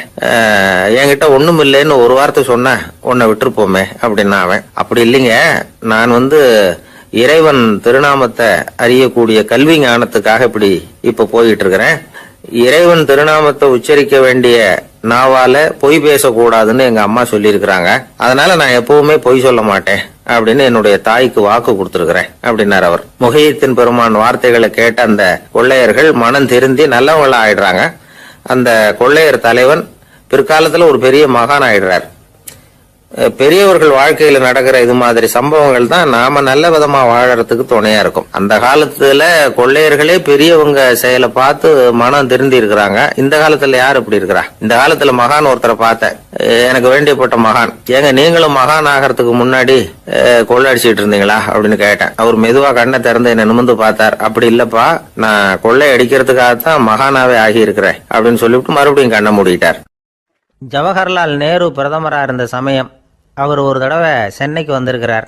இங்கே சில முக்கிய நிகழ்ச்சிகளில் கலந்துக்கிறதுக்காக வந்திருந்தார். ஆளுநர் மாளிகையில் ஒரு நாள் ராத்திரி தங்கி மறுநாள் புதுடெல்லி புறப்படுறதாக ஏற்பாடு. நிகழ்ச்சியிலெல்லாம் முடிச்சுக்கிட்டு ஆளுநர் மாளிகையில் தங்கி இருக்கிறார். அன்றைக்கு இரவு படிக்கிறதுக்கு ஒரு முக்கியமான புத்தகம் அவருக்கு தேவைப்பட்டது. அந்த சமயத்தில் உலக அளவில் ஒரு முக்கியமான பொருளாதாரம் சம்பந்தமான ஒரு புத்தகம் வெளியாகி இருக்கிற விஷயம் அவருக்கு தெரியும். அந்த புத்தகம் மெட்ராஸுக்கு வந்திருக்குமா, அது இங்கே கிடைக்குமா அப்படின்னு விசாரிச்சிருக்கிறார் நேருஜி. அவர் இப்படி கேட்ட உடனே அங்கே இருந்தவங்கெல்லாம் ரொம்ப பரபரப்பாக செயல்பட ஆரம்பிச்சுட்டாங்க. முக்கியமான இடங்கள்ல எல்லாம் விசாரிச்சிருக்கிறாங்க அந்த புத்தகம் உங்ககிட்ட இருக்கான்னு. சென்னையில் உள்ள கன்னிமாரா நூல் நிலையத்துக்கு எப்படியும் அந்த புத்தகம் வந்திருக்கணும் அப்படின்னு ஒரு நம்பிக்கை. அங்கே விசாரித்தாங்க. அந்த புத்தகம் 2 நாளைக்கு முன்னாடி தான் அங்கே வந்திருக்குது அப்படிங்கிற விஷயம் தெரிஞ்சுது. உடனே எல்லாரும் அங்கே ஓடினாங்க. அவங்களுக்கு இன்னொரு சந்தேகம், புத்தகம் வந்திருக்கு சரி, அது இந்த சமயத்தில் வேற யாரும் படிக்கிறதுக்கு எடுத்துகிட்டு போயிருக்கக்கூடாதே அப்படிங்கிற சந்தேகம் இருந்தாலும் மனசுக்குள்ள ஒரு தைரியம். இப்படி ஒரு புத்தகம் வெளிவந்திருக்கிற விஷயமே நேருஜி சொல்லி தான் நமக்கே தெரியும். அதுவும் இல்லாமல் உலக பொருளாதாரம் சம்பந்தமான ஏதோ ஒரு புத்தகம் அது. அதை போய் இந்த நேரத்தில் அவ்வளவு ஆர்வமாக யார் எடுத்துகிட்டு போயிட போகிறாங்க அப்படிங்கிற தைரியம். இந்த தைரியத்தோடு அந்த நூல் நிலையத்துக்கு ஓடினாங்க. புத்தகத்தை தேடினா அது கிடைக்கல, யாரோ எடுத்துகிட்டு போயிருக்கிறாங்க. நேருவுக்கு மட்டுமே தெரிஞ்சிருந்த அந்த புத்தகம் பற்றின விஷயம் சென்னையில் வேற ஒருத்தருக்கும் தெரிஞ்சிருக்குது. உடனே எல்லாரும் பரபரப்பாக அந்த அதுக்குன்னு இருக்கிற ரிஜிஸ்டர் இருக்குல்ல, பதிவேடு, அதை புரட்டி பார்க்குறாங்க யார் எடுத்துகிட்டு போகிறாங்கன்னு தெரிஞ்சுக்கிறதுக்காக. எடுத்துகிட்டு போனவங்க அதில் கையெழுத்து போட்டிருப்பாங்கல்ல, அதை பார்த்து யாருன்னு தெரிஞ்சுக்கலாம் அப்படிங்கிறதுக்காக தான் அதை புரட்டுறாங்க. அதோ அந்த புத்தகத்தோட பேர் பக்கத்தில் அதை எடுத்துக்கிட்டு போனவங்க கையெழுத்து உத்து பார்க்குறாங்க எல்லாரும். அதில் போட்டிருக்குது பேர் CN அண்ணாதுரை அப்படின்னு எழுதியிருந்தது. அவர் தான் பேரறிஞர் அண்ணா. நேரு படிக்க விரும்பின ஒரு புத்தகத்தை அதே நேரம் படிக்க விரும்பின இன்னொரு தலைவர் இவர். படிக்கிறதுல அவருக்கு இருந்த ஆர்வத்தை நாம் தெரிஞ்சுக்கணும்னா அதுக்கு எவ்வளவோ சம்பவங்கள் இருக்குது. கடைசி காலத்தில் அவர் அடையாறு மருத்துவமனையில் படுத்திருக்கிறார். அவருக்கு ஒரு முக்கியமான அறுவை சிகிச்சை செய்ய வேண்டியிருக்குது அவசரமாக. அமெரிக்காவிலேருந்து டாக்டர் மில்லர் வந்திருக்கிறார். அவர்கிட்ட கேட்குறார், டாக்டர் நாளைக்கே அறுவை சிகிச்சை செய்ய போகிறீங்களா அப்படின்னு. ஆமாங்கிறார் டாக்டர் மில்லர். நாளைக்கு மறுநாள் செஞ்சுக்கிறேனே அப்படின்னாரான் அண்ணா. ஏன் ஏதாவது நாள் பார்க்குறீங்களான்னு கேட்டிருக்கார். இல்லை, ஒரு புத்தகத்தை படிச்சுக்கிட்டு இருக்கிறேன், அதை நாளைக்குள்ளே முடிச்சிருவேன், அதுக்கப்புறம் நான் இறந்தாலும் கவலை இல்லை அப்படின்னாரான் இவர். அவர் தான் அறிஞர் அண்ணா. சங்ககால நூல்கள்லேருந்து சமீபத்தில் வந்த நூல்கள் வரைக்கும் எல்லாம் அவர் படிச்சிருக்கிறார். ஒரு திருமண விழாவில் அவர் பேசும்பொழுது சொன்ன விஷயம் இது. சங்க காலத்தில் காதலியை மணக்க விரும்புகிறவனுக்கு அவனுடைய தந்தை வீர சோதனைகள்லாம் வைப்பார். போய் புலிப்பல் கொண்டுக்கிட்டு வா, அப்போ தான் என் பொண்ணை கொடுப்பேன் அப்படின்னு சொல்லுவார். காதலன் உடனே காட்டுக்கு போவான், ஒரு புலியை கொன்று அதனுடைய பல்லை கொண்டுக்கிட்டு வருவான். அதை வீர பதக்கத்தில் பதிச்சு அவனுக்கு மாமனார் சூட்டுவார் கல்யாண சமயத்தில். இப்போலாம் காதலன் கிட்ட அப்படி சொல்ல முடியாது. இப்போலாம் காதலன்கிட்ட காட்டுக்கு போய் புலிப்பல் கொண்டுக்கிட்டு வான்னு யாராவது சொன்னால் புலி தான் மாப்பிள்ளையாக வந்து சேரும் அப்படின்னார். ஒரு சிகை அலங்கார கூடம், ரொம்ப சுறுசுறுப்பாக எல்லாரும் வேலை செஞ்சுக்கிட்டு இருக்கிறாங்க. முடிவெட்டிக்க வந்திருக்கிறவங்க நிறைய பேர், எல்லாரும் வரிசையாக உட்காந்துருக்குறாங்க. அந்த சமயத்தில் திடீர்னு கதவை திறந்துக்கிட்டு ஒருத்தர் உள்ளே வர்றார்.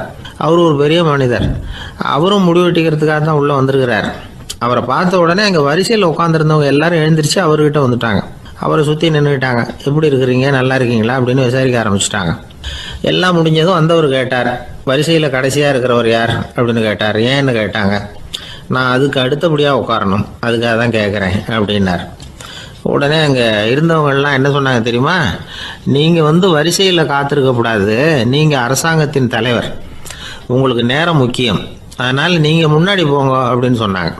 ஆனால் அதை அவர் கேட்கல. தோழர்களே, உங்களுடைய கருத்துக்கு ரொம்ப நன்றி. எல்லாரும் வரிசையாக தான் வரணும், அதுதான் முறை. வரிசையில் வரணுங்கிற நடைமுறையை நானும் பின்பற்ற விரும்புகிறேன்.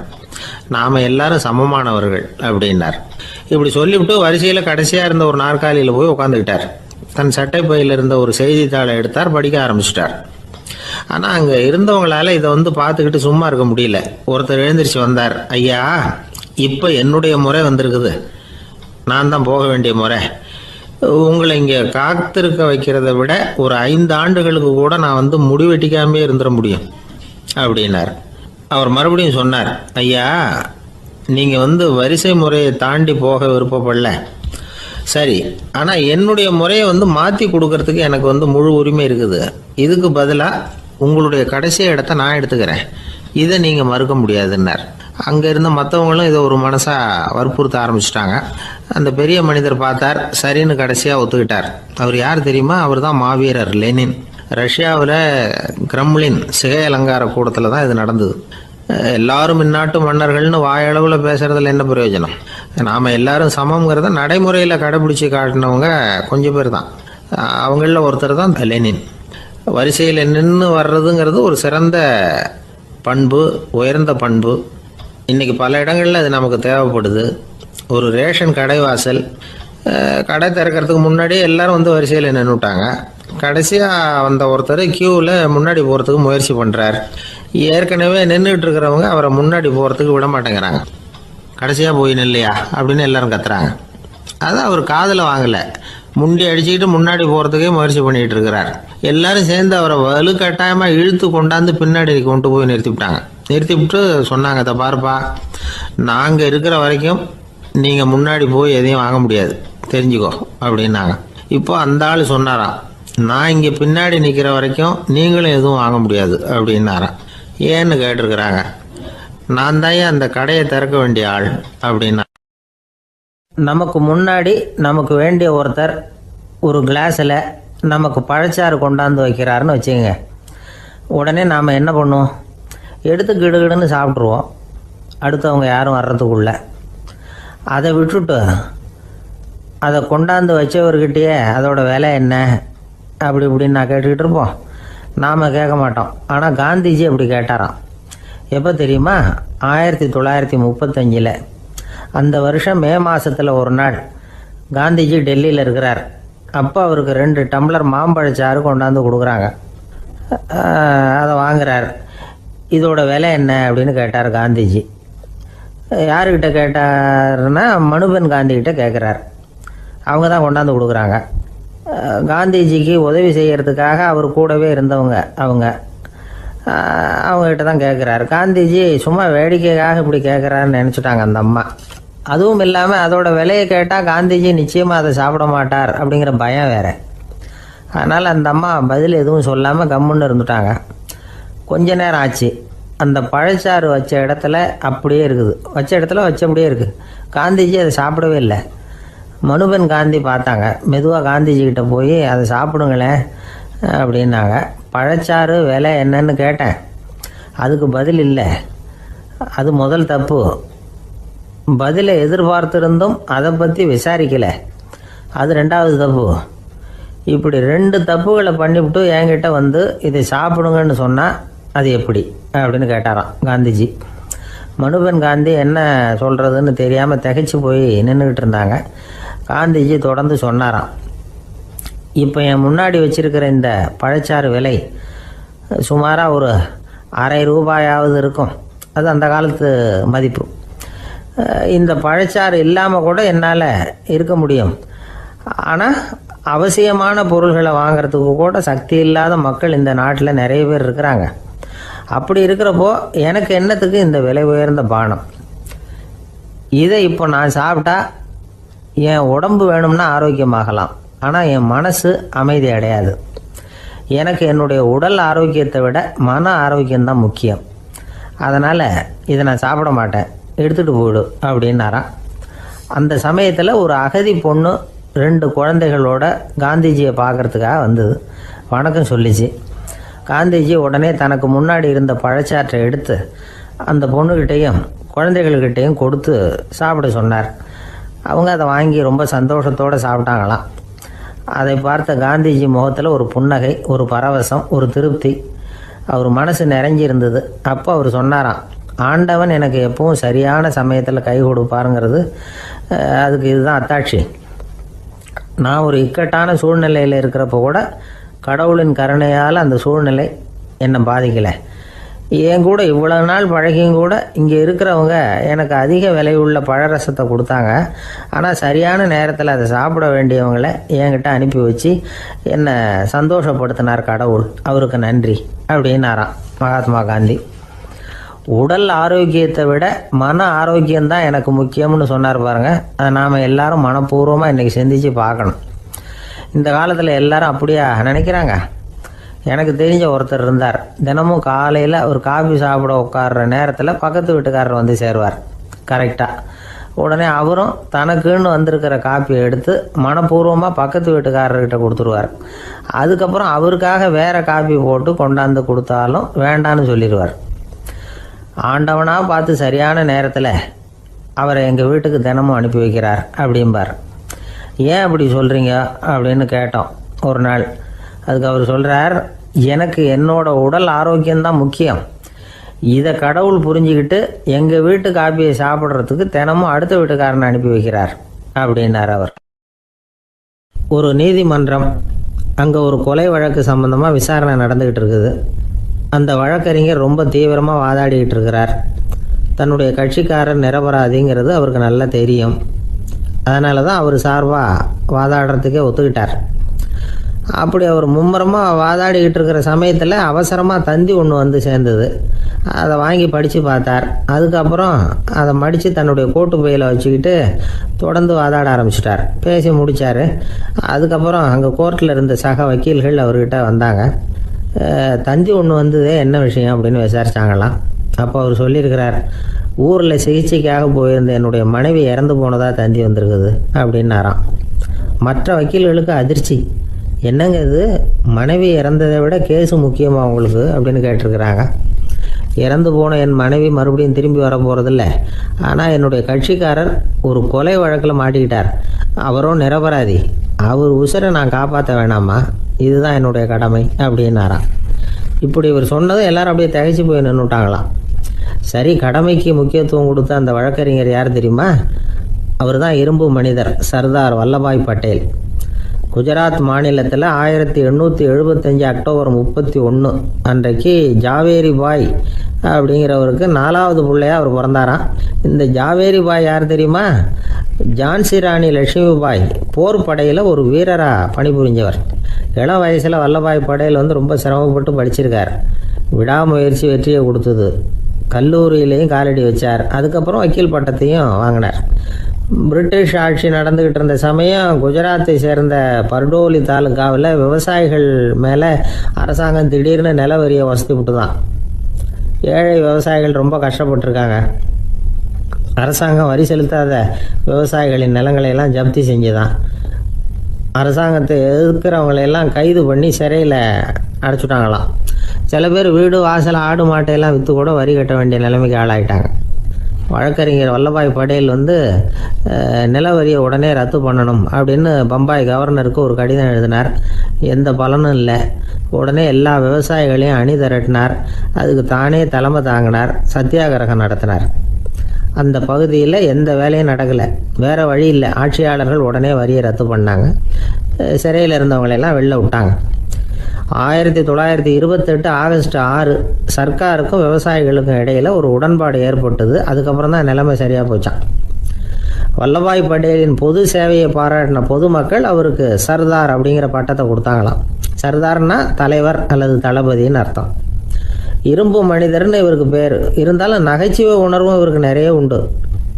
ஒரு தடவை ஒரு பத்திரிகை நிருபர் வந்திருக்கார். சர்தார் பட்டேல்கிட்ட அவருக்கு பிடிச்ச பண்பாடு கலாச்சாரம் எது அப்படின்னு கேட்கணும்னு ஆசை. அதனால் அவரை பார்த்து கேட்டாராம், ஏங்க உங்களுக்கு பிடிச்ச கல்ச்சர் எது அப்படின்னு கேட்டிருக்கார். இதுக்கு சர்தார் பட்டேல் சொன்ன பதில் என்ன தெரியுமா? எனக்கு பிடிச்ச கல்ச்சர் அக்ரிகல்ச்சர் அப்படின்னாராம். லோகமானிய பாலகங்காதர திலகர் இருந்தார்ல, அவருக்கு 15 வயசுலேயே கல்யாணம் நடந்துதான். மனைவி பேர் தபிபாய். ரொம்ப பெரிய குடும்பத்து பொண்ணு, நல்ல குணம். அவங்க குடும்பம் நடத்திக்கிட்டு இருக்கிறாங்க. அந்த காலத்தில் திருடர்கள் பயம் அதிகம். இந்த காலத்தில் மட்டும் என்னன்னு கேட்குறீங்களா? நீங்கள் கேட்குறது நியாயம்தான். இருந்தாலும் இந்த காலத்து திருடனுக்கும் அந்த காலத்து திருடனுக்கும் ஒரு முக்கியமான வித்தியாசம் உண்டு. அதாவது அந்த காலத்து திருடன்லாம் நியாயம் அநியாயம் பார்க்குறது உண்டு. இந்த காலத்தில் அப்படி பார்க்குறது இல்லை. அந்த காலத்தில் திருட வர்றவங்கள்ட்ட கூட ஒரு தார்மீக உணர்வு உண்டாம். அதாவது அப்போ உள்ள கொள்ளைக்காரங்க எதை களவாடினாலும் சரி, அரிசியை மட்டும் களவாடுறது இல்லையா, அப்படி ஒரு கொள்கை. அதனால் பாருங்கள், அந்த காலத்து பெண்கள் நகை நட்டுகளை பத்திரமா வைக்கணும்னா பெட்டியில் வைக்கிறது இல்லை, அரிசி பானையில் போட்டு வச்சு விடுறது. இப்போல்லாம் பேங்க்கில் சேஃப்டி லாக்கர்னு இருக்குல்ல, அது மாதிரி அந்த காலத்தில் சேஃப்டி லாக்கருங்கிறது அரிசி பானை. வளையல், மூக்குத்தி, தோடு இப்படி எதுவாக இருந்தாலும் அதில் போட்டு பத்திரமா வச்சுருவாங்க. திருடன் அரிசி பானை பக்கம் போகிறதில்ல. ஏன்னா சாப்பிட்ற விஷயத்தில் கை வைக்கக்கூடாது, அது பாவம் அப்படின்னு அவன் நினைக்கிறான். திலகரோட மனைவி தபிபாயும் அதே மாதிரி தன்னுடைய ஆபரணங்களை ஒரு அரிசி பானைக்குள்ளே போட்டு மூடி வச்சுருந்தாங்களாம். இப்படி இருந்தப்போ ஒரு நாள் ஒரு பிச்சைக்கார பொண்ணு வீடு வீடாக பிச்சை கேட்டுக்கிட்டே வந்திருக்குது. திலகர் வீட்டுக்கும் தர்மம் போடுங்க தாயே அப்படின்னு தான் அந்த பொண்ணு. அந்த அம்மா தபிபாய் காதில் இது விழுந்திருக்கு. உடனே கை நிறைய அரிசி அள்ளிட்டு போட்டிருக்கு. பாத்திரத்தில் அரிசியை போட்டதுக்கு அப்புறம் தான் தெரியுது, பளிச்சுன்னு கண்ணில் படுது. அதாவது அந்த அம்மாவோட வைர மூக்குத்தி ஒன்று அரிசியோடு சேர்ந்து அந்த பிச்சைக்கார பொண்ணு பாத்திரத்தில் போய் விழுந்துட்டுது. இந்த அம்மாவுக்கு மனசுக்குள்ளே குழப்பம், என்ன இப்படி ஆகிட்டுதே, மூக்குத்தி போயிட்டுதே, பிச்சை பாத்திரத்துலேருந்து அதை எப்படி எடுக்கிறது அப்படின்னு தயக்கம். வாயை திறந்து அதை கேட்கறதுக்கும் கூச்சம். திண்ணையில் உட்காந்துருந்த திலகர் இவ்வளவையும் பார்த்துக்கிட்டு இருக்கிறார். மனைவியின் மனசுக்குள்ளே நடக்கிற மௌன போராட்டத்தை அவர் நல்லா புரிஞ்சுக்கிட்டாராம். மனைவியை பார்த்து சொன்னாராம், தபிபாய், இது தெய்வ சம்மதம். அவளுக்கு சேர வேண்டிய மூக்குத்தி அவகிட்ட போயிட்டுது. பிச்சை பாத்திரத்தில் விழுந்த மூக்குத்தியை எடுக்க வேணாம் அப்படின்னாராம். சரின்னு சொல்லிவிட்டு மேற்கொண்டு எதுவும் சொல்லாமல் அந்த அம்மா வீட்டுக்குள்ளே போயிட்டாங்களாம். இந்த காலத்துலலாம் அது மாதிரி நடக்குமா? வெறும் அரிசியை போட்டுட்டு விவகாரம் பண்ணிட்டு இருக்க மாட்டோமா? ஒரு பெரிய மனுஷன் வீட்டுக்கு ஒரு பிச்சைக்காரன் வந்தான். ஐயா, நாங்கள் பிச்சைக்காரங்கள்லாம் சேர்ந்து ஒரு சங்கம் வச்சுருக்குறோம், அதுக்கு நிதி சேர்க்குறோம், அதுக்கு ஒரு 100 ரூபா கொடுத்தீங்கன்னா எங்களுக்கு பெரிய உதவியாக இருக்கும் அப்படின்னு நானா. அதெல்லாம் ஒன்றும் கொடுக்க முடியாது போ அப்படின்னாரான் அவர். அப்படின்னா ஒரு 50 ரூபாயாவது கொடுங்களேன் அப்படின்னு இருக்கான். அதுவும் முடியாதுன்னு சொல்லிவிட்டார். 25 ரூபா அப்படின்னு இருக்கான். எதுவும் முடியாது அப்படின்னாரான். சரிங்க, இவ்வளவு பெரிய வீட்டுக்கு வந்துட்டு வெறுங்கையோடு திரும்புறது நல்லா இருக்காது, அதனால சும்மா ஒரு 1 ரூபா மட்டுமாவது கொடுங்க அப்படின்னு இருக்கான் அவன். ஒரு பைசா கூட என்கிட்ட கிடையாது அப்படின்னு விட்டாரான் இவர். அப்படின்னா நீங்கள் ஒரு காரியம் பண்ணுங்களேன் அப்படின்னானா அவன். என்ன செய்யணும் அப்படின்னு இருக்கார். எங்கள் சங்கத்தில் நீங்களும் ஒரு மெம்பராக சேர்ந்துருங்க அப்படின்னானா. ஒரு கடற்கரை ஓரம், அங்கே ஒரு சின்ன கிராமம்.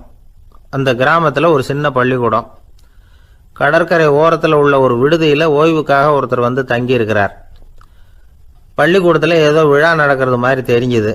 உடனே அவர் அந்த பக்கமாக வந்தார். இங்கே என்ன நடக்குதுன்னு விசாரித்தார். பள்ளி ஆண்டு விழா நடக்குதுன்னாங்க. உடனே போனார். கண்காட்சி ஒன்று வச்சுருந்தாங்க. உள்ளே போய் பார்த்தார். பள்ளிக்கூடத்தில் படிக்கிற மாணவர்களே சொந்தமாக தயார் பண்ண பொருள்களை காட்சிக்கு வச்சுருக்கிறாங்க. அந்த ஊர் மக்கள்லாம் அதை கூட்டம் கூட்டமாக போய் பார்த்துக்கிட்டு இருக்கிறாங்க. இவரும் ஆர்வமாக அதையெல்லாம் பார்த்துக்கிட்டே போகிறார். ஒரு இடத்துல ஒரு சின்ன ரயில் செஞ்சு வச்சுருந்தாங்க, மாணவர்களே தயார் பண்ணது. மின்சாரத்தால் அது ஓடுறது மாதிரி பண்ணி வச்சுருந்தாங்க. அதில் ஒரு சின்ன பொத்தான் இருக்கும், அது அமுக்குனா ரயில் ஓடும், சுற்றி சுற்றி வரும். மாணவர்கள் எதிரில் நின்று அதுக்கு விளக்கம் கொடுத்துக்கிட்டு இருக்கிறாங்க. இவர் அதை கவனித்தார். ரயில் ஓடுறத பார்த்தார். அங்கே நின்றுக்கிட்டு இருந்த மாணவர்கள்கிட்ட விளையாட்டாக கேட்டார், ஏப்பா இந்த ரயில் எதனால் ஓடுது அப்படின்னு கேட்டார் இவர். சக்தியினால் ஓடுது அப்படின்னாங்க மாணவர்கள். அது என்ன சக்தின்னு கேட்டார். அதுக்கு பேர் மின்சாரம் அப்படின்னாங்க. சரி, நீங்கள் மின்சாரத்தை பார்த்துருக்குறீங்களா அப்படின்னார். நாங்கள் பார்த்தது இல்லைங்க, ஆனால் இதை செய்யறதுக்கு எங்களுக்கு உதவி பண்ண ஆசிரியர் ஒரு பட்டதாரி, ஒரு காலம் அவர் பார்த்துருக்கலாம் அப்படின்னாங்க. அவர் எங்கே இருக்காருன்னு கேட்டார். இதோ அழைச்சிட்டு வர்றோம்னு ஓடினாங்க. அவரை அழைச்சிட்டு வந்தாங்க. அவர்கிட்ட ஒரு பெரியவர் கேட்டார், மின்சாரத்தை நீங்கள் பார்த்துருக்குறீங்களா அப்படின்னு. மின்சாரத்தை பார்க்குறதாவது நான் பார்த்ததே இல்லை. நான் பார்த்தது அது செயல்படுற விதத்தை தான். அது விளக்கை வந்து எரிய வைக்குது, ரயிலை ஓட வைக்குது, இது மாதிரி எத்தனையோ எந்திரங்களை வந்து செயல்பட வைக்குது. ஆனால் உண்மையிலேயே அது என்னன்னு எனக்கு தெரியாது. ஒருவேளை இந்த பள்ளிக்கூடத்து தலைமை ஆசிரியருக்கு தெரிஞ்சிருக்கலாம், ஏன்னா அவர் ஒரு மேல்நிலை பட்டதாரி அப்படின்னாராம் அவர். சரின்னு போய் தலைமை ஆசிரியரை கூப்பிட்டுக்கிட்டு வந்தாங்க. அவர்கிட்டையும் இதே கேள்வி கேட்டாராம் அவர். மன்னிக்கணும், இந்த கேள்வியை இதுவரைக்கும் யாரும் என்கிட்ட கேட்டதில்லை. சக்தியை யாரும் பார்க்க முடியாது, ஆனால் அது செயல்படும் விதத்தை தான் பார்க்க முடியும் அப்படின்னாராம் அவர். இப்போ இதுவரைக்கும் கேட்டுக்கிட்டு இருந்த பெரியவர் சிரித்தார். சிரிச்சுட்டு சொன்னாராம், சரி அதுக்காக ஒன்றும் கவலைப்படாதீங்க, என்னுடைய பெயர் தாமஸ் ஆல்வா எடிசன் அப்படின்னாராம். இதை கேட்டதும் அங்கே இருந்தவங்களுக்கெல்லாம் அதிர்ச்சி, ஆச்சரியம். என்னது, நீங்கள் தானா எடிசன்? நீங்கள் எவ்வளவு மின்சார கருவிகளை உண்டாக்கி இருக்கிறீங்க, நீங்களா இந்த கேள்வியை கேட்டது அப்படின்னாங்களாம். ஆமாம், நான் தான் கேட்குறேன், ஏன்னா நானே மின்சாரத்தை பார்த்தது கிடையாது அப்படின்னாராம் அவர். அன்புங்கிறது இப்படிப்பட்டது தாங்கிறார் ஓஷோ. அன்புங்கிறது நம்ம உடற்கூறு அமைப்பில் இல்லை, அது நம்ம உடம்புல உள்ள சுத்த சக்தியின் வெளிப்பாடு. அதை உணரத்தான் முடியுமே தவிர பார்க்க முடியாது. அன்பே உன்னை வந்து நான் என் இருதயத்தில் வச்சிருக்கிறேன் அப்படின்னுலாம் சொல்லுவான். இதெல்லாம் சும்மா. இது வந்து டாக்டர்கள் சொல்கிற இருதயம் கிடையாது.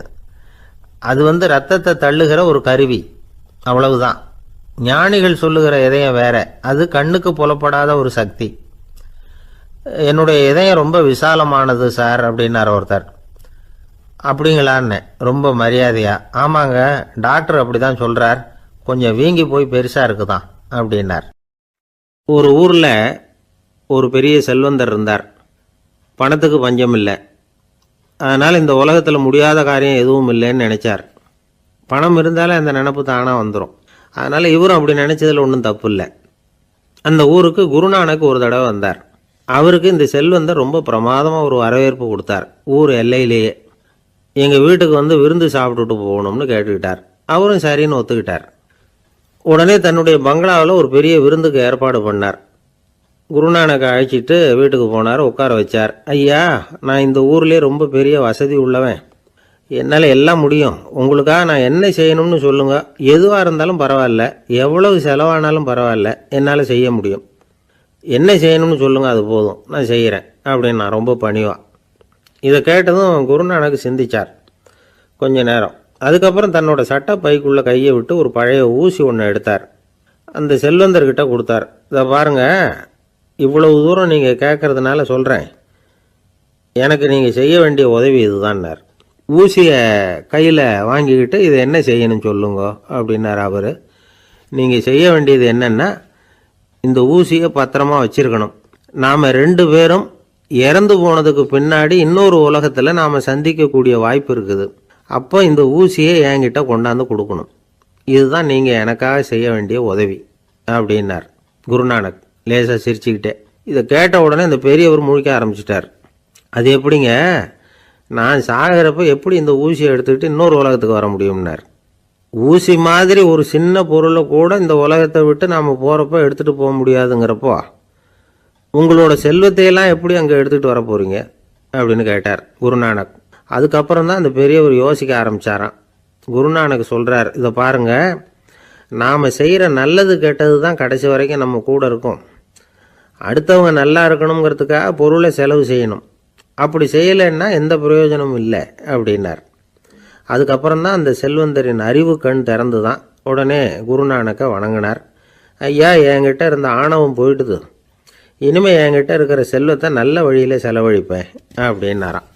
நம்மகிட்ட இருக்கிற பணம் எப்பவும் நம்ம கூடவே வந்துக்கிட்டு இருக்காதுங்கிறதுக்கு இது ஒரு உதாரணம். அதுக்காக நாம் பணம் சேர்க்கறத பற்றி கவலைப்பட வேண்டியதில்லை, பேசாமல் படுத்து தூங்கிக்கிட்டு இருந்தால் போதும் அப்படின்னு இதுக்கு அர்த்தம் பண்ணிக்கப்படாது. முறையான வழியில் பணம் சேர்க்கணும், அதை முறையான வழியில் செலவு பண்ணணும். அதனால் ஏற்படக்கூடிய மன நிறைவு இருக்குது பாருங்கள், அது அனுபவித்தவங்களுக்கு தான் தெரியும். சொர்க்கத்துக்கு போகிறவங்க இங்கேருந்து பணத்தை எடுத்துகிட்டு போக முடியாது, ஆனால் நம்ம செல்வத்தை இங்கே மற்றவங்களுக்கு பயன்பட செய்து அதனால் ஏற்படுற புண்ணியம் இருக்குது பாருங்கள், அதை எடுத்துகிட்டு போக முடியுமா. இதுதான் ஆன்மீகவாதிகள்லாம் சொல்கிற கருத்து. ஜான் நியூட்டன் ஒருத்தர், அவர் சொன்னார், நான் எப்போவாவது சொர்க்கத்துக்கு போய் சேர்ந்தேன்னா அங்கே 3 அதிசயங்களை பார்ப்பேன்னார். என்னன்னு கேட்டாங்க. நான் யார் யார் இருக்க மாட்டாங்கன்னு நினச்சிக்கிட்டு இருந்தானோ அவங்களில் சில பேர் அங்கே இருப்பாங்க, அது ஒரு பெரிய அதிசயம்னார். சரி, அடுத்தது என்ன? 2வது அதிசயம் என்னன்னா, அங்கே இருப்பாங்கன்னு நான் எதிர்பார்த்த சில பேர் அங்கே இருக்க மாட்டாங்க அப்படின்னார். சரி, 3வது பெரிய ஆச்சரியம் என்ன அப்படின்னா, நான் அங்கே இருக்க பாருங்க, அதுதான் அந்த 3வது அதிசயம் அப்படின்னாராம். திருநெல்வேலி மாவட்டத்தில் கோவில்பட்டிக்கு பக்கத்தில் உள்ள ஊர் கடம்பூர். காமராசர் முதலமைச்சராக இருந்த காலம். கடம்பூரில் ஒரு பள்ளி சீரமைப்பு மாநாடு நடக்குது. அந்த பக்கத்தில் உள்ள பள்ளிக்கூடம்லாம் அதில் கலந்துக்குது. கண்காட்சி வேற, ஊர் பூரா விழா கோலம். மறுநாள் மாநாடு நடக்க போகுது. ஆனால் முதல் நாளே மழை பிடிச்சிக்கிட்டுது. மறுநாளும் அது விடாமல் பேஞ்சிக்கிட்டு இருக்குது. காமராசர் காலையிலேருந்து பல்வேறு நிகழ்ச்சிகளில் கலந்துக்கிட்டு சாயந்தரமாக கடம்பூருக்கு வந்து சேர வேண்டியவர். மழை பேஞ்சிக்கிட்டு இருக்கிறதுனால நிகழ்ச்சி ரத்தாயிடுமோ என்னமோ அப்படின்னு எல்லாரும் சந்தேகப்பட்டுக்கிட்டு இருக்கிறாங்க. அவர் கோவில்பட்டி பயணிகள் விடுதியில் இருக்கிறார். கடம்பூர்லேருந்து சில பேர் போய் அவரை சந்திக்கிறாங்க. மழை பெஞ்சிக்கிட்டு இருக்குதே, என்ன செய்யலாம் அப்படின்னு கேட்குறாங்க. மழை பெஞ்சா நல்லது தானே, அதுக்காக மாநாட்டை எதுக்காக ரத்து செய்யணும்? ஆசிரியர்கள் எவ்வளவு கஷ்டப்பட்டு ஏற்பாடு பண்ண மாநாடு, கட்டாயம் வந்துடுறேன் அப்படின்னாராம் காமராசர். உடனே புறப்பட்டார். மழையை பொருட்படுத்தாத மக்கள் கூட்டம், அது கலையாமல் காத்துக்கிட்டு இருக்கிறாங்க அவ்வளோ பேரும். தலைவர் வந்துட்டார்னு தெரிஞ்சது ஜனங்களுக்கு ஏகப்பட்ட உற்சாகம். ஜனங்கள் அவ்வளவு உற்சாகமாக வரவேற்றாங்க. மாநாடு ஆரம்பமாச்சு. மலர் மாலைகள் மலை மாதிரி குவிய ஆரம்பிச்சுட்டுது. வரிசையாக ஒவ்வொரு கல்வி நிலையம் சார்பாகவும் வரவேற்பு பத்திரம் வாசித்து கொடுக்குறாங்க. என்ன வாசிக்கிறாங்கங்கிறத காமராசர் கூர்ந்து கவனிக்கிறார். ஏகப்பட்ட புகழ் மொழிகள், ரொம்ப பாராட்டி புகழ்ந்து என்னென்னமோ வாசிச்சுக்கிட்டு இருக்கிறாங்க. கொடை வள்ளலே, குணக்குன்றே, மலையே, கடலே, இப்படி தமிழ் மொழியில் பாராட்டுறதுக்கு எத்தனை வார்த்தைகள் உண்டோ அத்தனையும் அதில் சேர்த்துருக்குறாங்க.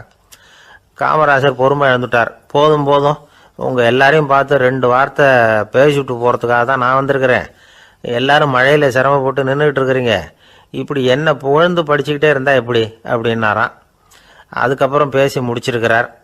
மாநாட்டு நிகழ்ச்சிகள் முடிஞ்சதும் இன்னொரு நிகழ்ச்சியில் கலந்துக்கிறதுக்காக புறப்பட்டாராம். ஒரு திறந்த ஜீப்பில் அவரை ஊர்வலமாக அழைச்சிக்கிட்டு போயிருக்கிறாங்க. தெருவில் 2 பக்கமும் ஏகப்பட்ட கூட்டம். அங்கங்கே ஜீப்பை நிறுத்தி ரோஜா மாலை ஜருக மாலை இப்படி போட்டுக்கிட்டே இருக்கிறாங்க. அதையெல்லாம் அப்படி அப்படியே வாங்கி அங்கங்கே நின்றுக்கிட்டு இருந்த குழந்தைகள்கிட்டையும் தாய்மார்கள்கிட்டையும் கொடுத்துக்கிட்டே போகிறார்.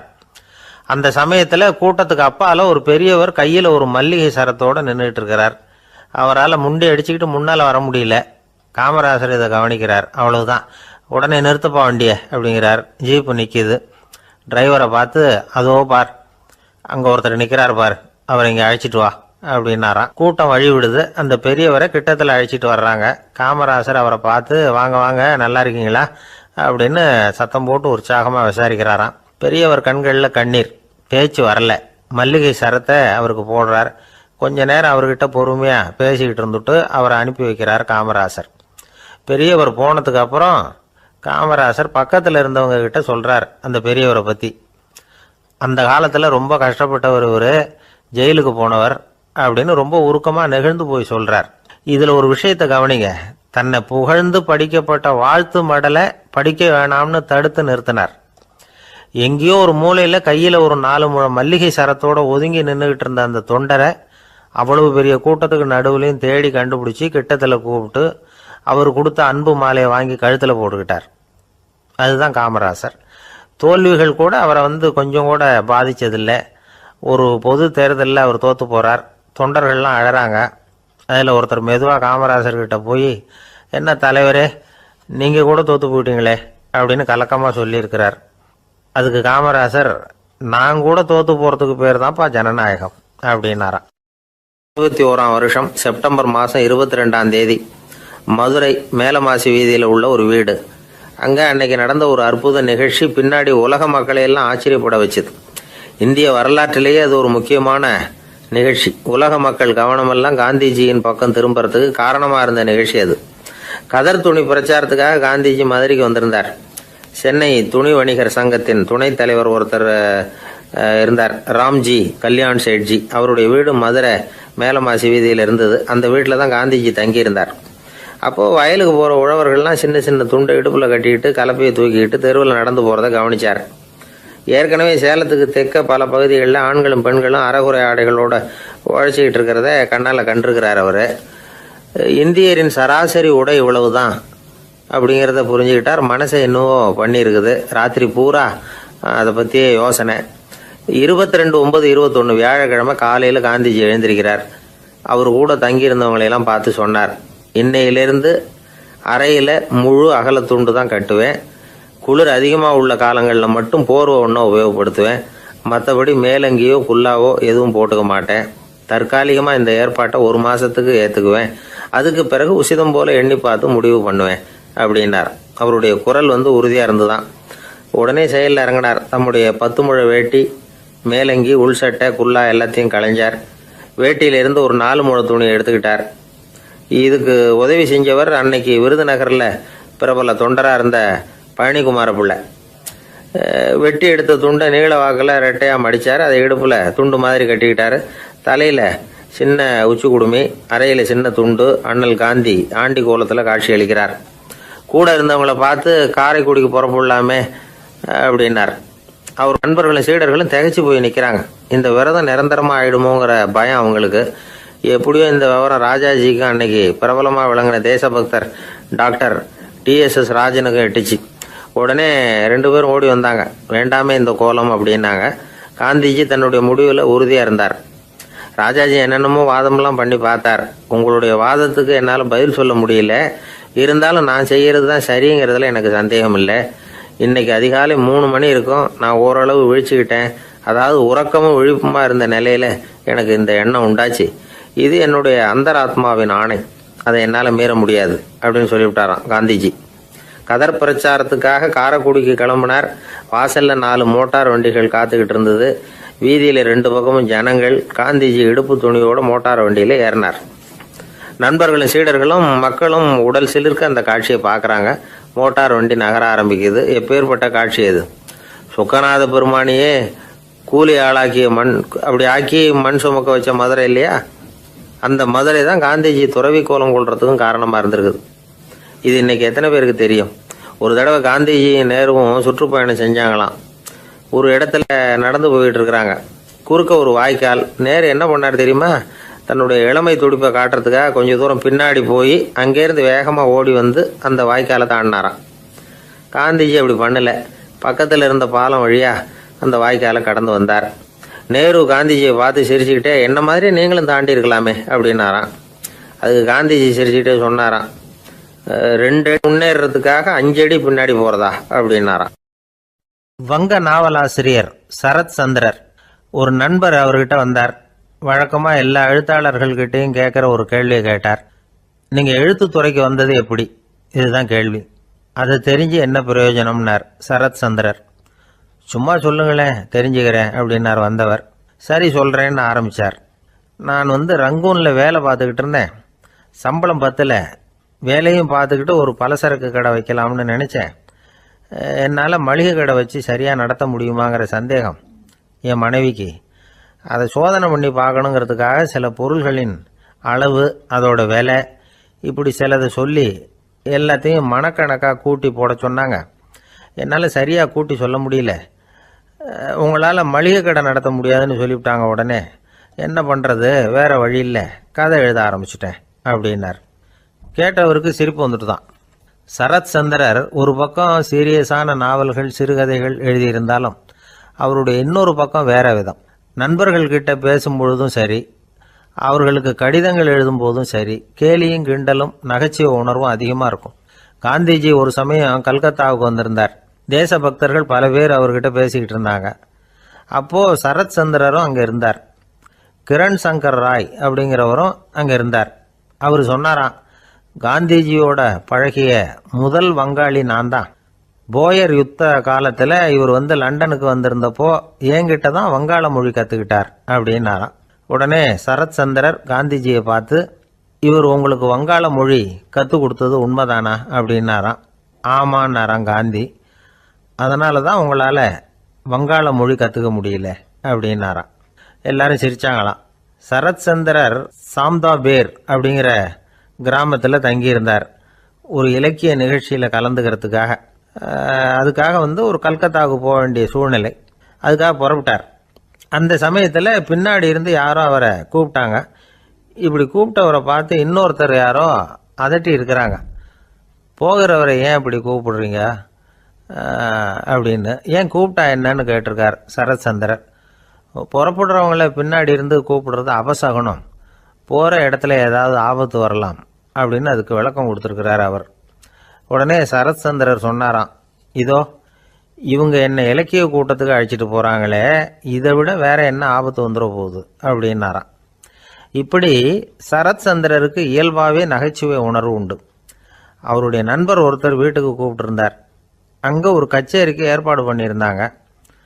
சரத் சந்திரருக்கு இயல்பாகவே கச்சேரியில் நீண்ட ஆலோசனையெல்லாம் கேட்கறதுக்கு பொறுமை இருக்காது. அதனால் மெதுவாக பாட போகிறவர் எப்படி அப்படின்னு கேட்டிருக்கார்.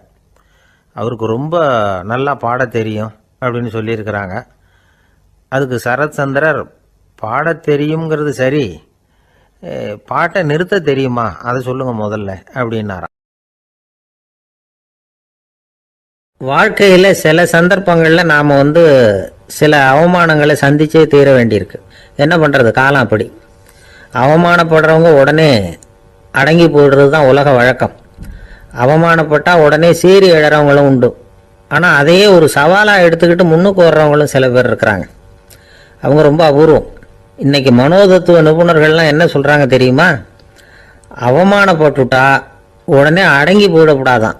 அதையே ஒரு சவாலாக எடுத்துக்கிட்டு மனசில் ஒரு வைராக்கியத்தோட முயற்சி பண்ணினா வாழ்க்கையில் எல்லாரும் முன்னேறலாமா. அவமானம்ங்கிறத நாம் வைராக்கியமாக மாற்றிக்கணும். அதுதான் வெற்றிக்கு வழி. ராமர் இந்த பூமியில் பிறந்ததே ஒரு வைராக்கியத்தினால தான் சார் அப்படின்னார் ஒருத்தர். எப்படிங்க அது அப்படின்னு கேட்டேன். அவர் சொன்னார், தசரதருக்கு ராமர் குழந்தையா பிறக்கணும், அப்போ தான் இங்கே இருக்கிற கஷ்டங்கள்லாம் நீங்கும் அப்படின்னு சர்வ லோகமும் எதிர்பார்த்துக்கிட்டு இருக்குது. ஆனால் அவர் எப்போ பிறப்பார் அப்படின்னு யாருக்கும் தெரியல. அந்த காரியம் சீக்கிரம் நடக்கணுமே, அதுக்கு என்ன பண்ணுறது? நாரதர் வந்தார் ஒரு நாள் தசரதரை தேடி. தசரதா, உனக்கு ஒரு செய்தி தெரியுமான்னு ஆரம்பித்தார். அவர் எப்பவும் இப்படித்தானே ஆரம்பிக்கிறது வழக்கம். என்ன விஷயம்னு கேட்டார் தசரதர். தசரதா, நீ அடிக்கடி உன்னோட தேரில் ஏறிக்கிட்டு தேவலோகத்துக்கு போகிற, அங்கே போகிற வர்ற எல்லாம் பண்ணிகிட்டு இருக்க, எல்லாம் சரி. தேவலோகத்திலையும் உன்னை நல்லபடியாக தான் வரவேற்கிறாங்க. தேவேந்திரன் உன்னை பிரியமாக அழைச்சிட்டு போய் தன்னுடைய அரியாசனத்திலேயே தனக்கு பக்கத்திலேயே உட்கார வைக்கிறான். நீயும் சந்தோஷமாக உட்காந்து பேசிவிட்டு வந்துடுற. ஆனால் நீ இங்கே வந்ததுக்கு அப்புறம் அங்கே என்ன நடக்குது தெரியுமா உனக்கு அப்படின்னாரான் நாரதர். என்ன நடக்குது எனக்கு ஒன்றும் தெரியலையே அப்படின்னாரான் தசரதர். நாரதர்கிட்ட வந்து கிட்டத்தில் வந்து கேட்டிருக்கார், கொஞ்சம் சொல்லுங்கள் என்னது அப்படின்னு. அவர் நெருங்கி வந்தாரான் நாரதரும். மெதுவாக அவர் காதோட காதாக சொன்னாராம். அதாவது நம்ம பாஷையில் சொல்லப்போனால் பற்ற வைக்கிறார். நீ அங்கே தேவேந்திரங்கிட்ட உட்காந்து பேசிவிட்டு வந்த பிறகு நீ அங்கே உட்காந்துருந்த அரியாசனத்தை தண்ணி ஊற்றி கழுவி சுத்தப்படுத்துகிறாங்க. நீ என்ன அந்த அளவுக்கு சுத்தம் இல்லாத ஆளா, தினம் குளிக்காமையாக இருக்கிற அப்படின்னாராம். தசரதருக்கு இது ரொம்ப அவமானமாக போயிட்டுது. அப்படியே செய்கிறாங்க அப்படின்னாராம். ஆமாம், நீ வேணும்னா நான் சொல்கிறது உண்மையா இல்லையா அப்படின்னு சோதனை பண்ணி பார்த்துக்கோ அப்படின்னாரான் நாரதர். உடனே தசரதர் இதுக்காகவே புறப்பட்டு தேவலோகம் போனார். அங்கே வழக்கம் போலவே இவரை கூப்பிட்டு உட்கார வச்சு பேசிக்கிட்டு இருந்தான் தேவேந்திரன். கொஞ்ச நேரம் பேசிக்கிட்டு இருந்துட்டு சரி நான் கிளம்புறேன்னு புறப்பட்டார். சரி, அவனும் வாசல் வரைக்கும் வந்து வழி அனுப்பி வச்சுட்டு உள்ளே போயிட்டான். தசரதர் வெளியில் கொஞ்ச நேரம் மறைஞ்சி இருந்துட்டு மெதுவாக உள்ளே எட்டி பார்த்தார் என்ன நடக்குதுன்னு. நாரதர் சொன்னது உண்மைதான். தசரதர் உட்கார்ந்துருந்த ஆசனத்தை அங்கே 2 தேவர்கள் கழுவி சுத்தப்படுத்திக்கிட்டு இருக்கிறாங்க. தசரதரால் இதை தாங்கிக்க முடியல. அவருக்கு ரொம்ப அவமானமாக போச்சு. நேராக கிடுகிடுன்னு தேவேந்திரங்கிட்டே போனார். நான் உட்காந்துருந்த இருக்கையே சுத்தம் பண்ணுறியே, நான் என்ன அந்த அளவுக்கு பாவியா அப்படின்னு கேட்டார். ரொம்ப கோபமாக கேட்டார். தசரதரே, மனுஷனுக்கு 3 கடன்கள் உண்டு. தேவ கடன், ரிஷி கடன், பித்ரு கடன். இதை தீர்க்காதவன் பாவியாகிறான். இதில் மகனை பெறுவதால் தான் பித்ரு கடன் தீரும். உனக்கு மகன் கிடையாது, அதனால நீ பாவி ஆகிற. பாவி உட்கார்ந்துருந்த இடம்ங்கிறதுனால அதை சுத்தம் செய்ய வேண்டியது எங்கள் கடமை அப்படின்னு நானும் தேவேந்திரன். இந்த இடத்துல தசரதருக்கு ஏற்பட்ட அவமானம் ஒரு வைராக்கியமாக மாறிச்சு. தேவேந்திரனே கேட்டுக்கோ, ஒரு மகனை பெற்ற பிறகுதான் இந்த சபையில் மறுபடியும் அடி எடுத்து வைப்பேன் அப்படின்னு சொல்லிவிட்டு போயிட்டாரான். போய் புத்திர காமேஷ் யாகம் பண்ணார். புத்திரர்கள் பிறந்தார்கள். இந்த கதையில் உள்ள கருத்து என்னன்னா, தேவேந்திரன் தசரதரை அப்படி அவமானப்படுத்தலைன்னா அவருக்கு இப்படி ஒரு வைராக்கியம் பிறந்திருக்குமா யோசிச்சு பார்க்கணும். நமக்கு ஏற்படுகிற சில அவமானங்களையும் வைராக்கியமாக மாற்றிக்குவோம். அப்படி மாற்றிக்கிட்டோம்னா வாழ்க்கையில் வந்து முன்னேறலாம். நம்ம ஆளுங்க சில பேர் அவமானத்தை வந்து வைராக்கியமாக மாற்றிக்கிறது எப்படி தெரியுமா? நம்மகிட்ட ஒரு பையன் சொன்னான், எங்கள் அப்பா என்னை எல்லாருக்கும் முன்னாடி வச்சு திட்டிவிட்டார், பொறுப்பு இல்லாமல் ஊர் சுத்துறேன்னு சொல்லி அவமானப்படுத்தி விட்டார். இனிமேல் நீ என் முகத்திலேயே முழிக்காதரா போடான்னு வேற சொல்லிவிட்டார். எனக்கு ரோஷம் வந்துட்டுது. அந்த அவமானத்தை வைராக்கியமாக மாற்றிக்கிட்டேன். அன்னையிலேருந்து அவர் முகத்திலேயே முழிக்கிறது இல்லை அப்படின்னா. அப்படியான்னு கேட்டோம். ஆமாங்க, அவர் வீட்டில் இல்லாத நேரமாக பார்த்து உள்ள சமையல் கட்டுக்கு போய் சாப்பிட்டுட்டு நைஸாக வெளியில் வந்துடுவேன் அப்படிங்கிறான் அவன். ஒரு நாள் ராமர் அரசவையில் உட்கார்ந்துருக்கிறார். ராமராஜ்யம் நடந்துக்கிட்டு இருந்த நேரம். அந்த சமயத்தில் ஒரு நாய் வந்து அரச சபைக்கு வந்துதான். அது தலையில் அடிபட்டு ரத்தம். அந்த கோலத்தில் அது அங்கே வந்தது. எல்லாரும் ஆச்சரியமாக அதை பார்த்தாங்க. ராமரும் அந்த நாயை பார்த்தார். நீங்கள் வந்த காரியம் என்ன, என்ன நடந்தது, எதுவாக இருந்தாலும் பயப்படாமல் சொல்லு அப்படின்னார். உடனே அந்த நாய் மெதுவாக சொல்ல ஆரம்பிச்சுதான். ஐயா, நான் தெருவில் போய்கிட்டு இருந்தேன். வழியில் ஒருத்தர் வந்தார். அவர் வேத சாஸ்திரம்லாம் படித்த பெரியவர். அவர் எந்த காரணமும் இல்லாமல் அவர் கையில் வச்சிருந்த குச்சியால் என் தலையில் அடிச்சுட்டார். அதுதான் தலையில் ரத்தம். இதை நீங்கள் விசாரித்து தகுந்த தீர்ப்பு வழங்கணும் அப்படின்னு தான் அந்த நாய். ராமர் பார்த்தார். உடனே தன்னுடைய காவலர்களை அனுப்புனார். அந்த ஆளை எங்கே இருந்தாலும் போய் கொண்டுகிட்டு வாங்க அப்படின்னு விட்டார். காவலர்கள் போனாங்க. அந்த ஆளை பிடிச்சி கொண்டு வந்துட்டாங்க. அரண்மனைக்கு வா அப்படின்னு சொல்லி கூப்பிட்டுட்டு வந்துட்டாங்க. என்ன நடந்ததுன்னு விசாரித்தார் ராமர். அதுக்கு அந்த ஆள் சொன்னார், நான் வந்து வீதி வழியாக வந்துக்கிட்டு இருந்தேன். குறுக்க இந்த நாய் வந்தது. நான் அவசரமாக போய்கிட்டு இருந்தேன். இது எனக்கு வழி விடாமல் குறுக்க பூந்து இடைஞ்சல் பண்ணிச்சு. எனக்கு கோபம் வந்துட்டுது. அதனால் அடிச்சுட்டேன். வேத சாஸ்திரம் படித்த நான் என் வசம் இழந்து கோபப்பட்டது பெரிய தப்பு தான். அதை நான் ஒத்துக்கிறேன். குற்றத்தை ஒப்புக்கொள்கிறேன். எனக்கு என்ன தண்டனை கொடுக்கணுமோ அதை கொடுங்க, ஏற்றுக்கிறேன் அப்படின்னு விட்டார். சரி, இப்போ அந்த ஆளுக்கு தண்டனை கொடுக்கணும். என்ன தண்டனை கொடுக்கறது யோசனை பண்ணார் ராமர். அதையும் அந்த நாய்கிட்டயே கேட்டார். நீயே சொல்லு, என்ன தண்டனை கொடுக்கலாம் இவருக்கு அப்படின்னார். இதுக்கு அந்த நாய் என்ன சொல்லிச்சு தெரியுமா?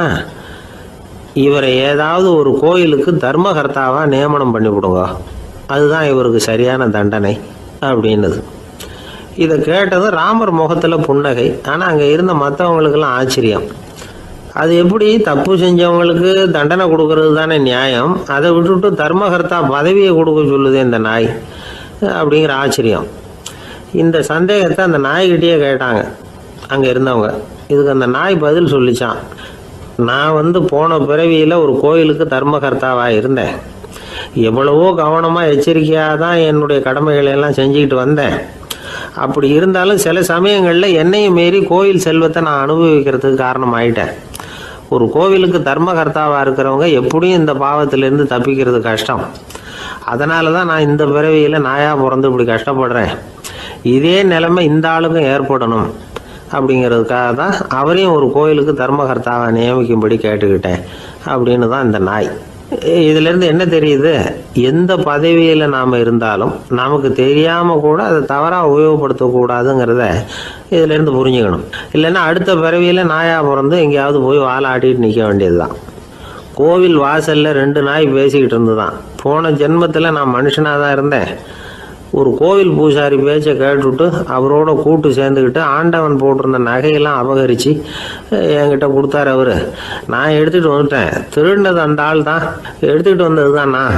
இருந்தாலும் நான் மட்டும் நாயாக பிறந்துட்டேன். இப்போ மட்டும் அந்த பூசாரி என்கிட்ட மாட்டினா கடித்து குதறி விடுவேன் அப்படின்னு தான். அவசரப்பட்டு அப்படி செஞ்சுடாதே, பதிலுக்கு அவரும் உன்னை திருப்பி கடித்தாலும் கடிச்சிருவார். ஏன்னா அவரும் இப்போ ஒரு நாயாக தான் பிறந்திருக்கிறார் அப்படின்னு தான். இன்னொன்று, அது எப்படி உனக்கு தெரியும்னு தான். இது நான் தானே அது அப்படின்னு தான் அந்த நாய். காசியில் இருக்கிற கடவுள் காசி விஸ்வநாதர், அங்கே இருக்கிற தேவி காசி விசாலாட்சி. இவங்க 2 பேரும் ஒரு நாள் பேசிக்கிட்டு இருந்தப்போ கடவுள் சொன்னார், இந்த மனிதர்களை நாம் ரொம்பவும் நம்பிக்கையோடு தான் படைச்சிருக்கிறோம். இருந்தாலும் அவங்களுக்கு தான் நம்பிக்கை இல்லை, எதுலேயும் ஒரு உண்மையான நம்பிக்கை இல்லாமல் வாழ்ந்துக்கிட்டு இருக்கிறாங்க அப்படின்னார். என்ன அப்படி சொல்கிறீங்க? அதை பாருங்கள், எவ்வளவு பேர் காசியை தேடிட்டு வந்து கங்கையில் குளிச்சுக்கிட்டு இருக்கிறாங்க.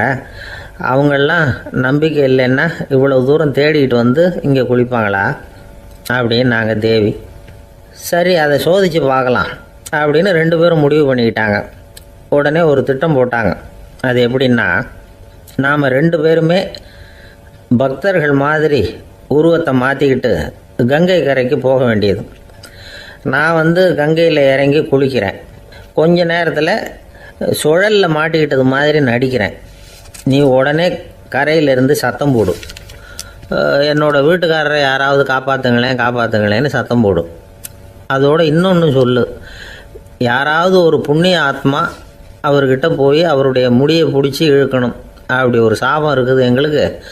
புண்ணிய ஆத்மா, அதாவது எந்த பாவமும் செய்யாத இல்லாத ஒருத்தர் தான் அவரை காப்பாற்ற முடியும்.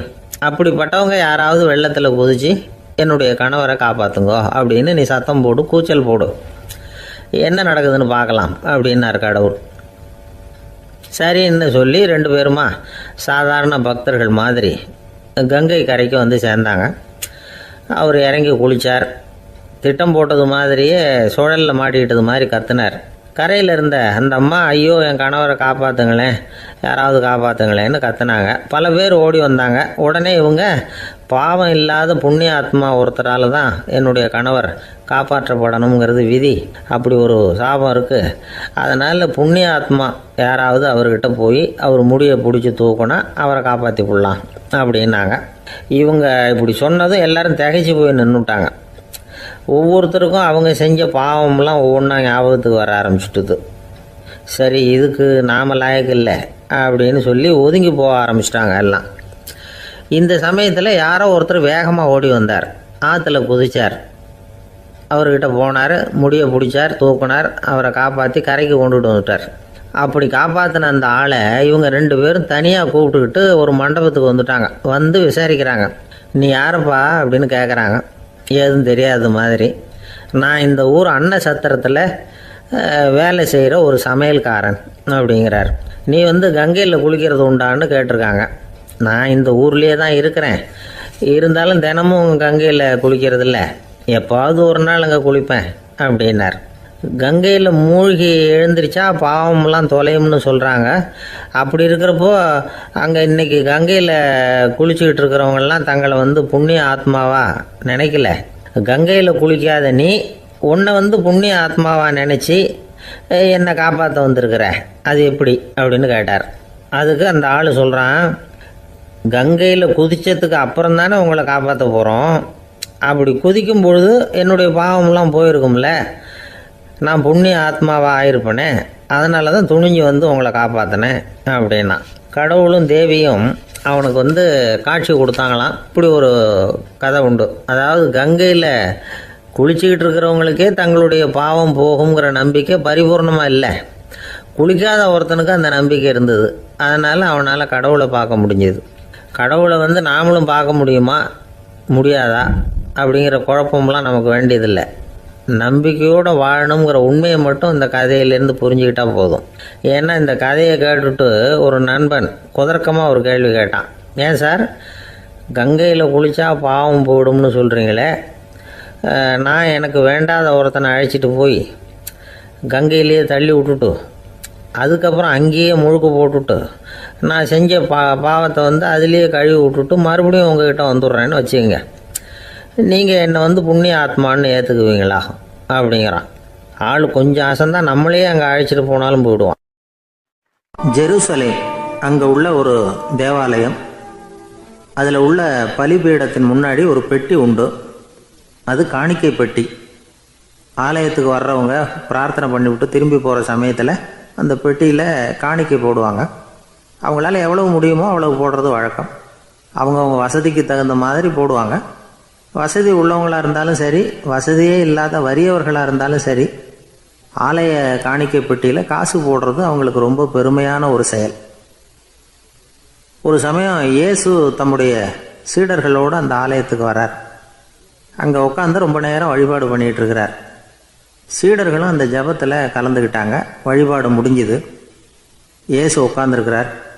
காணிக்கை பெட்டியில் காசு போடுறவங்கள கவனிக்கிறார். சீடர்களும் அதையே கவனிச்சுக்கிட்டு இருக்கிறாங்க. ரொம்ப பேர் வரிசையாக வந்தாங்க. அவங்களால முடிஞ்ச அளவுக்கு காசு போட்டுட்டு அவங்க பாட்டுக்கு போய்கிட்டு இருக்கிறாங்க. வசதியானவங்க நிறைய பேர் வந்தாங்க. அதுக்கு மத்தியில் வயசான ஒரு அம்மா, அவங்களும் வந்து காசு போட்டுட்டு போகிறாங்க. இப்போ இயேசு தன்னுடைய சீடர்கள் பக்கம் திரும்பினார். ஒரு கேள்வி கேட்டார். இப்போ இந்த காணிக்கை பெட்டியில் நிறைய பேர் வந்து காசு போட்டுட்டு போகிறத நீங்கள் கவனிச்சிங்க. இன்னைக்கு இந்த காணிக்கை பெட்டியில் ரொம்பவும் அதிகமாக காசு போட்டது யார் அப்படின்னு கேட்டார். முதல்ல வந்தார ஒரு பெரிய மனுஷன், அவர் தான் அதிகமாக போட்டார் அப்படின்னார் ஒருத்தர். மூணாவதாக வந்தவர் தான் அதிகமாக போட்டார், நான் கவனித்தேன் அப்படின்னாரு இன்னொருத்தர். இப்படி ஆளுக்கு ஒரு விதமாக சொல்கிறாங்க. கடைசியாக இயேசு சொன்னாராம், இன்றைக்கு அந்த பெட்டியில் அதிகமாக காசு போட்டவங்க அந்த வயசான அம்மா தான் அப்படின்னாராம். சீடர்களுக்கு ஒன்றும் புரியல. அந்த அம்மா ரொம்பவும் ஏழையாச்சே, அவங்க எப்படி அதிகமாக காணிக்கை செலுத்த முடியும் அப்படிங்கிறது அவங்க சந்தேகம். இயேசு விளக்குனார். நிறைய பேர் வந்தாங்க, நிறையவே காசுகள் போட்டாங்க, அது உண்மைதான். ஆனாலும் அந்த அம்மா என்ன பண்ணாங்க கவனிச்சிங்களா? வந்தாங்க, தன்னுடைய காசு பையை திறந்தாங்க, அப்படியே கொட்டுனாங்க. அதில் இருந்தது 2 காசுகள் தான். அந்த 2 காசும் காணிக்கை பெட்டியில் விழுந்துட்டுது. மற்றவங்கள்லாம் தங்கள்கிட்ட இருந்த செல்வத்தின் ஒரு சிறு பகுதியை எடுத்து பெட்டியில் போட்டாங்க. ஆனால் இந்த அம்மா தன்கிட்ட என்ன இருந்ததோ அதை அப்படியே போட்டுட்டாங்க. தன்னுடைய பிழைப்புக்காக வச்சுருந்த அவ்வளவையும் இழக்கிறதுக்கு தயாராகிட்டாங்க. அவ்வளவு தாராள மனசு அவங்களுக்கு. அதனால் அவங்க செலுத்தின காணிக்கை தான் அளவில் அதிகம் அப்படின்னார். விலை மதிப்பில்லாத முத்து புதையல் ஒருத்தனுக்கு கிடைக்க போகுதுன்னு வச்சுக்கோங்க. அதன் மதிப்பை உணர்ந்தவன் என்ன பண்ணுவான்? அதை அடையிறதுக்காக தன்கிட்ட இருக்கிற எதையும் கொடுக்கறதுக்கு தயாராக இருப்பான் இல்லையா? அது மாதிரி தான் இதுவும் அப்படின்னார். உலக மதிப்பீடுகளை துரும்பா தூசியாக மதித்து அதையெல்லாம் உதறி விடுகிறவன் இறையருள் அப்படிங்கிற இணையில்லாத செல்வத்தை பெறுகிறான் அப்படிங்கிறது இதில் உள்ள கருத்து. இறைவனுக்காக இழப்பதுன்னா துன்பப்படுகிறவர்களுக்காக, ஏழைகளுக்காக, ஏதுமற்றவர்களுக்காக இழப்பது அப்படின்னு அர்த்தம். உங்கள் அயலானுக்கு நீங்கள் என்ன உதவி செய்தாலும் அதை எனக்கே செய்கிறீர்கள் அப்படின்னு இயேசு சொல்லியிருக்கிறார். அடுத்தவங்களுக்கு உதவணுங்கிற குணம் இன்னைக்கு ரொம்ப குறைஞ்சி போச்சு. ஒருத்தன் வாழைப்பழத்தோல் வழுக்கி கீழே விழுந்துட்டான். பக்கத்தில் இருந்த நண்பன் உடனே அவனை தூக்கிக்கிட்டு போய் ஆஸ்பத்திரியில் சேர்த்துட்டான். அதுக்கப்புறம் சொன்னான், நீ அந்த வாழைப்பழத்தோலில் காலை வைக்க போகிறத முன்னாடியே நான் கவனிச்சுட்டேன் அப்படின்னு நானா. அப்படின்னா அப்போவே நீ எனக்கு உதவி செஞ்சுருக்கலாமே அப்படின்னு நானா அவன். நான் டாக்டருக்கு உதவலாம்னு நினச்சிட்டேன் அப்படின்னா இவன். ஒரு தடவை நாரதர் ஒரு தெரு வழியாக போய்கிட்டு இருந்தார்.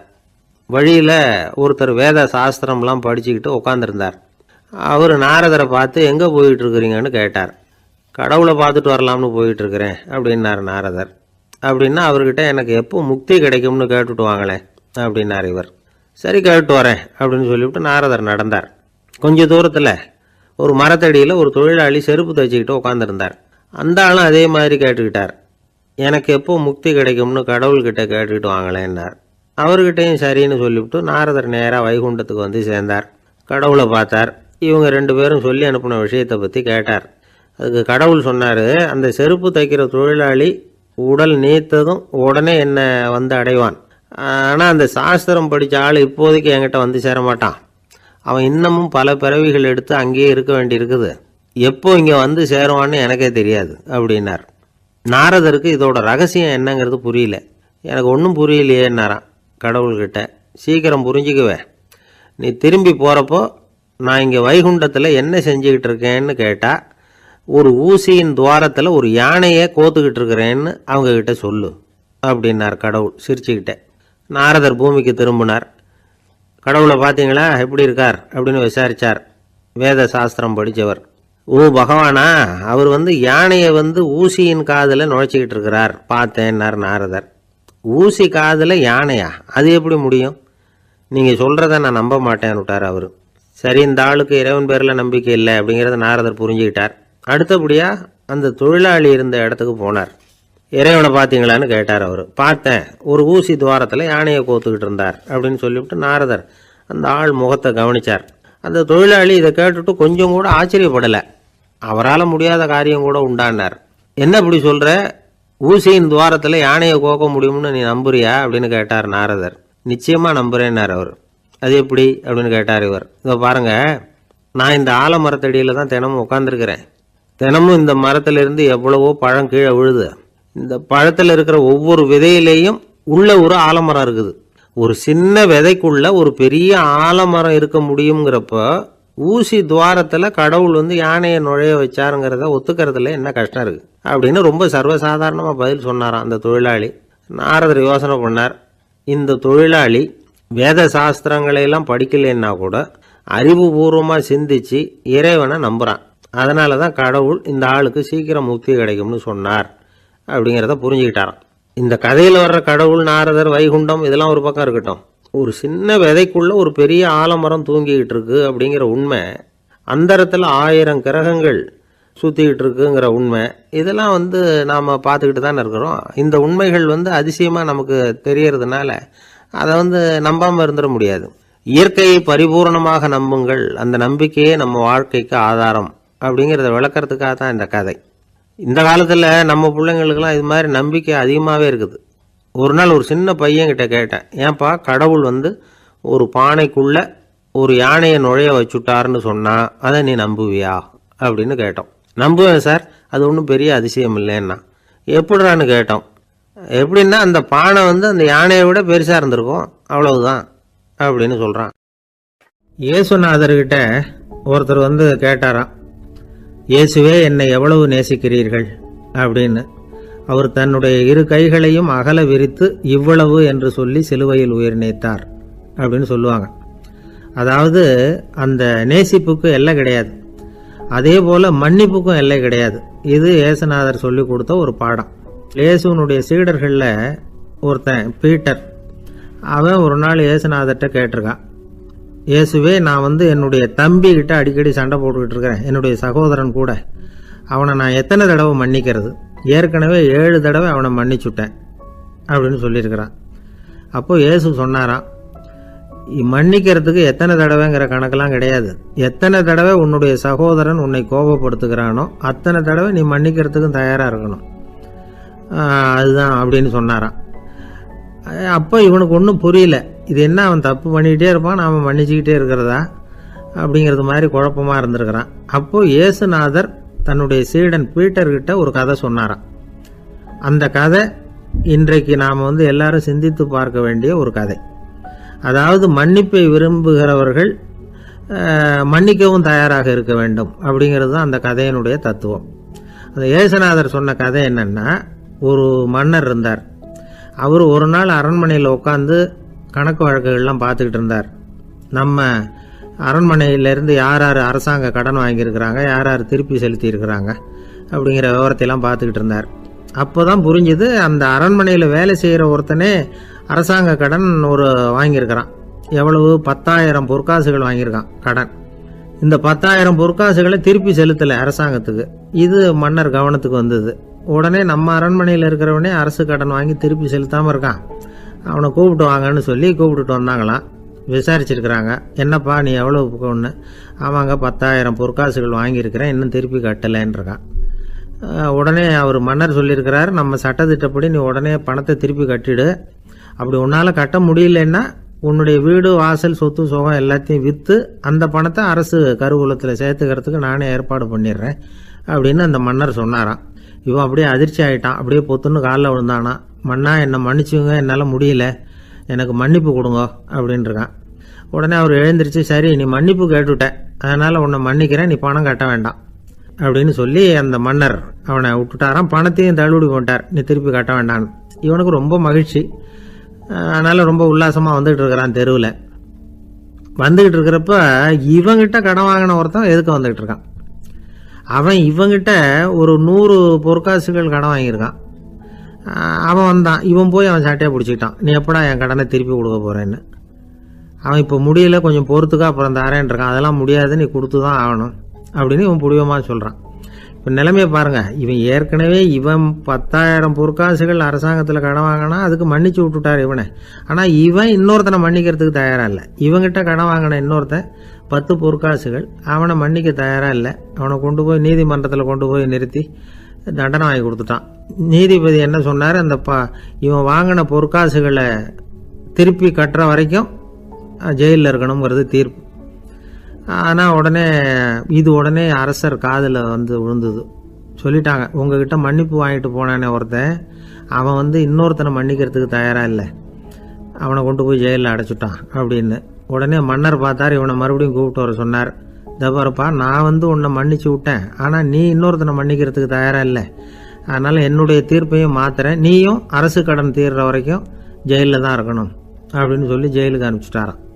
இப்படி ஒரு கதையை இயேசுநாதர் தன்னுடைய சீடருக்கு சொன்னதாக ஒரு வரலாறு.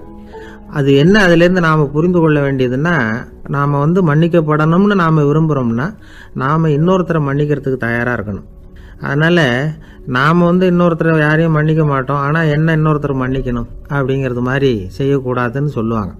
அது மாதிரி நாம் இப்போ இது தப்பாக புரிஞ்சுக்கிறவங்களும் இருக்கிறாங்க. பாவம் மன்னிப்புங்கிறதுலாம் எதுக்குன்னா, அதாவது மறுபடியும் பாவம் செய்யாமல் இருக்கிறதுக்காக தான். அதான் மன்னிக்கிறாரே அப்படிங்கிறதுக்காக மறுபடியும் பாவம் பண்ணிகிட்டு இருக்கிறது இல்லை. அதான் ஒருத்தர் கேட்டாராம், பாவத்திலேருந்து மன்னிப்பு கிடைக்கணும்னா நீ என்ன செய்யணும் அப்படின்னு கேட்டிருக்கார். அதுக்கு அவன் சொல்லியிருக்கிறான், நான் முதல்ல பாவம் செய்யணும், அப்போ தானே மன்னிப்பு கிடைக்கும் அப்படின்னு நானாம். இப்படிப்பட்டவர்கள் தான் இன்றைக்கி உலகத்தில் அதிகமாக இருக்கிறாங்க. அதனால் இந்த மன்னிப்பின் மகத்துவங்கிறது இயேசுநாதர்கிட்டேருந்து தான் நாம் புரிஞ்சுக்கணும். அந்த இயேசு சொன்ன அந்த மன்னிக்கிற மனோபாவம் இருந்தால் இன்றைக்கி உலகம் பூராவும் அமைதி பூங்காவாக இருக்கும். அதில் ஒன்றும் ஆச்சரியமே இல்லை, அதில் ஒன்றும் சந்தேகமும் இல்லை. அதனால் மன்னிக்கிற மனோபாவத்தை நாம் எல்லாரும் நமக்குள்ளே வளர்த்து கொள்ள வேண்டும் அப்படிங்கிறது தான் நாம் இன்றைக்கு எல்லோரும் சிந்தித்து பார்க்க வேண்டிய ஒரு செய்தி. காஞ்சிபுரத்தில் பல்லவ ராஜா ஒரு கோவில் கட்டினார், கைலாசநாதர் கோவில். அதுக்கு கும்பாபிஷேகம் பண்ணுறதுக்கு ஒரு நாள் குறிப்பிட்டு அதுக்கு வேண்டிய ஏற்பாடுகள்லாம் பண்ணினார். முதல் காரியமாக கடவுளை வேண்டிக்கிட்டார், நீங்கள் இந்த கும்பாபிஷேகத்துக்கு நேரில் கலந்துக்கணும்னார். கடவுள் அந்த ராஜா கனவுல வந்தார், நீ கும்பாபிஷேகம் வச்சிருக்கிற அதே நாளில் அதே நேரத்தில் எனக்கு இன்னொரு ஊரில் ஒரு கும்பாபிஷேகம் இருக்குது, அதுக்கு போக வேண்டியிருக்கு. அதாவது திருநின்ற ஊரில் என்னுடைய பக்தர் ஒருத்தர், அவரும் ஒரு கோயில் கட்டி கும்பாபிஷேகம் செய்கிறார், நான் அதுக்கு போக வேண்டியிருக்கு, அதனால் உன்னுடைய தேதியை நீ மாற்றி வச்சுக்கோ அப்படின்னார். கடவுள் தான் எங்கேயும் இருக்கிறவராச்சே, அவர் நினைச்சா 2 இடத்துலையும் இருந்து கோயில் கும்பாபிஷேகத்தை நடத்த முடியாதா? ஏன் இப்படி செய்யலை? அது ஒரு முக்கியமான காரணத்துக்காக தான். திருநின்ற ஊரில் இருந்த பூசலாருங்கிற அந்த அடியாரின் பெருமையை இந்த உலகத்துக்கு எடுத்து காட்டணுங்கிறதுக்காகத்தான் கடவுள் அந்த ராஜா கிட்ட அப்படி சொன்னார். சரி, அந்த அடியார் அப்படி என்னதான் பெருசாக கோயில் கட்டி விட்டார்? ராஜா கட்டின கோயிலை விட பெருசா? அவர் கட்டினது கருங்கல்லாலேயோ மண்ணாலேயோ மரத்தாலேயோ இல்லை. அவர் கட்டின கோயில் வேறு மாதிரி. அது மனசால் கட்டின கோயில், மனசுக்குள்ளே இருக்கிற கோவில், மனக்கோவில். அந்த அடியார் தன்னோட மனசுக்குள்ளே மாதக்கணக்காக ஒவ்வொரு கல்லாக சேர்த்து கட்டின கோவில். இந்த விஷயம் ராஜாவுக்கு தெரியாது. அவர் என்ன நினச்சிட்டாரு, அது நாம் கட்டின கற்கோயிலை விட ரொம்ப பெருசாக இருக்கும் போல இருக்கு அப்படின்னு நினச்சிட்டார். சரி, அப்பேற்பட்ட அந்த கோயிலை தரிசனம் பண்ணிவிட்டு வருவோம் அப்படின்னு நினச்சி ராஜா திருநின்ற ஊருக்கு போகிறார். அங்கே போய் பார்த்தா கோயிலையும் காணும், ஒன்றையும் காணும். கடைசியில் பூசலார் கட்டின மனக்கோவில் தான் அதுங்கிறத அவர் புரிஞ்சுக்கிறார். உடனே அந்த அடியாரின் காலில் விழுந்து வணங்குறார். அவரோ, இது மனசால முயன்ற கோவில், இதுக்கு இத்தனை பெருமையா அப்படின்னு ஆச்சரியப்படுறார். இதில் ஆச்சரியப்படுறதுக்கு ஒன்றும் இல்லை. ஆண்டவன் விரும்புறது அகபக்தியையே தவிர புற தோற்றங்களே அல்ல. இதை நாம் புரிஞ்சுக்கிட்டோம்னா நமக்குள்ள எந்த வேறுபாடுகளும் வர்றதுக்கு வழியே இல்லை. இன்னொரு ராஜா இருந்தார்.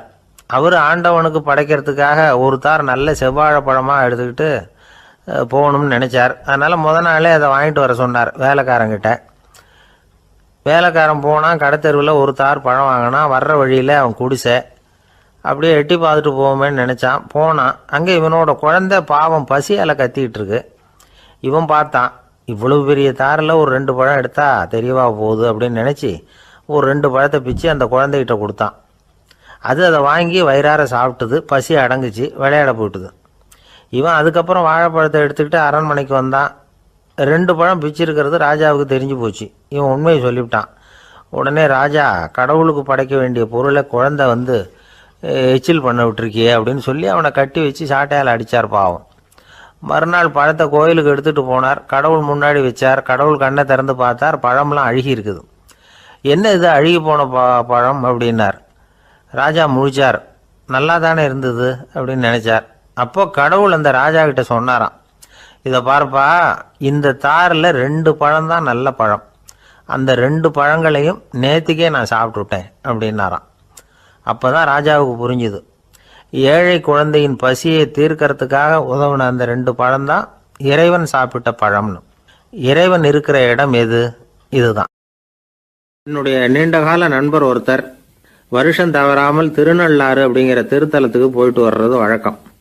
அங்கே என்ன சார் விசேஷம்னு கேட்கறது உண்டு. என்ன இப்படி கேட்குறீங்க? சனி பகவான் நலன் விருப்பப்படி அங்கே தானே எழுந்தருளி இருக்கிறார். அவரை போய் பார்த்து ஒரு கும்பிடு போட்டுட்டு வந்தா நம்ம பிடிச்சிருக்கிற சனியெல்லாம் விலகும் அப்படிம்பார். சத்தம் போட்டு சொல்லாதீங்க சார், வீட்டில் வேற யார் காதிலாவது இது விழுந்துற போது அப்படின்னு சொல்கிறது உண்டு வர்றவங்க. இப்போது நான் சொல்கிறதுல உள்ள நியாயத்தை புரிஞ்சுக்கிட்டு அவரும் கொஞ்சம் எச்சரிக்கை உணர்வோடு நமக்கு நன்றி சொல்லுவார்னு வச்சுங்களேன். அதாவது பார்வை மூலமாகவே. அந்த நண்பருக்கு ஆன்மீக விஷயங்களில் அதிக ஈடுபாடு உண்டு. அப்பப்போ சில புராண கதைகளை எல்லாம் சொல்கிறது உண்டு. ரொம்ப சுவாரஸ்யமாக இருக்கும். எப்போவுமே புராண விஷயங்களையெல்லாம் அறிவியலுங்கிற தராசில் வச்சு எடை போட்டுட்டு இருக்கக்கூடாது. அப்படி பார்த்தா அதெல்லாம் நம்ப முடியாத வெறும் கற்பனைகளாக தோணும், மூட நம்பிக்கைகளாகவும் தெரியும். புராணங்களை புராணங்களாகவே புரிஞ்சுக்கிறவங்களுக்கு அதெல்லாம் அர்த்தமுள்ள செய்திகளை உள்ளடக்கி இருக்கிறதாக தெரியும். அந்த வகையில் தான் இந்த நண்பரும் நிறைய செய்திகளை சொல்கிறது உண்டு. சனியை போல கொடுக்குறவனும் இல்லை, சனியை போல கெடுக்கிறவனும் இல்லை அப்படின்னு சோதிடர்கள் சொல்லுவாங்க. நாம் ஏதாவது ஒரு வம்புல மாட்டிக்கிட்டா பிடிச்சது சனி அப்படிங்கிறோம்.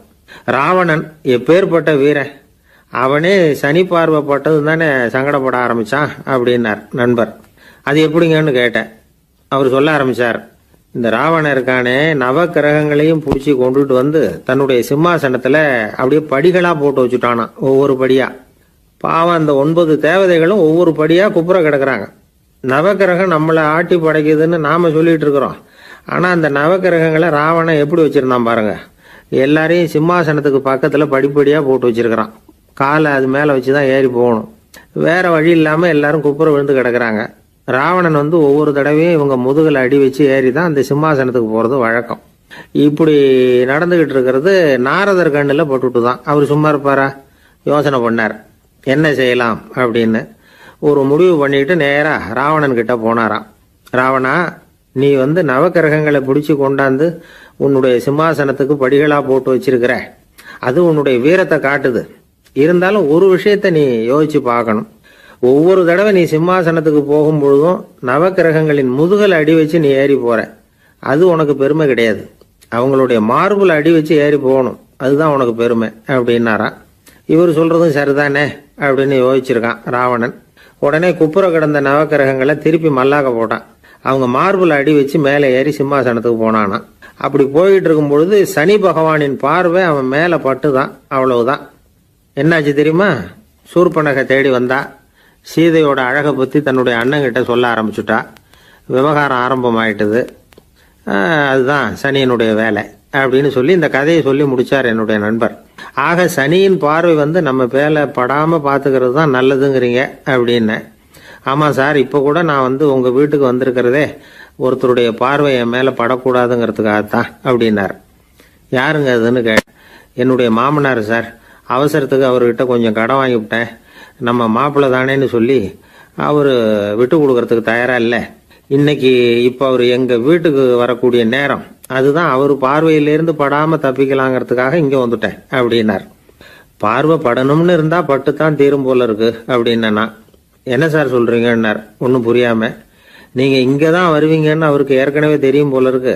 அதனால உங்களுக்கு முன்னாடியே உங்க மாமனார் இங்க வந்துட்டார். அதுவும் அந்த பீரோவுக்கு பக்கத்துல தான் பின்னாடி மறைஞ்சு நின்றுட்டு இருக்கிறார் அப்படின்னு. அர்ஜுனன் கேட்ட கேள்விக்கெல்லாம் பகவான் கண்ணன் பதில் சொன்னார். அதுக்கு பேர் பகவத்கீதை. அதே மாதிரி உத்தவன் கேட்ட கேள்விக்கும் அவர் பதில் சொல்லியிருக்கிறார்.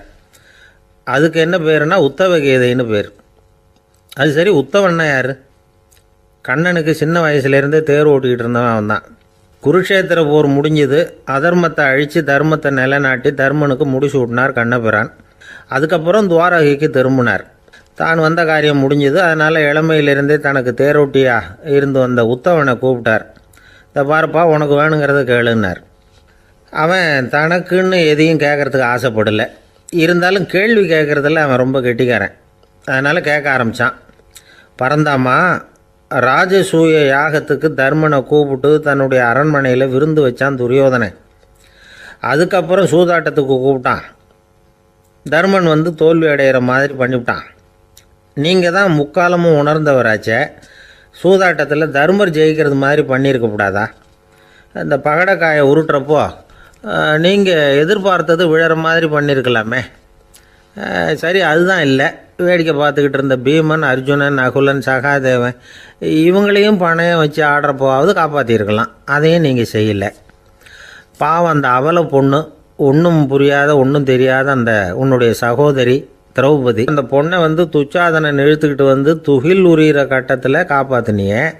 இது நியாயமா, முறையா, அறமா? இதுதான் உத்தவன் கேட்ட கேள்வி. இதுக்கு பரந்தாமன் பதில் சொல்கிறார். அப்படி கேள் உத்தவா. தருமனை துரியோதனன் சூதாட அழைக்கும் பொழுது என்ன சொன்னான் தெரியுமா? நான் பணையம் வைக்கிறேன், எனக்கு பதிலாக என்னுடைய மாமன் சகுனி பகடக்காய்களை உருட்டுவான்னு சொன்னான். உடனே தருமன், எனக்கு பதிலாக என்னுடைய மைத்துனன் கண்ணன் பகடக்காய்களை உருட்டுவான்னு சொல்லியிருக்கலாமே. அப்படி சொல்லலை. என்ன செஞ்சான் தெரியுமா? துரியோதனன் கூட சூதாட்டத்துக்கு சம்மதிச்சிட்டோம், கடவுளே இது என்னுடைய மைத்துனன் கண்ணபிரானுக்கு தெரியக்கூடாது அப்படின்னு வேண்டிக்கிட்டான். இதனால் தருமன் எனக்கு மனசால் தடை போட்டுட்டான்.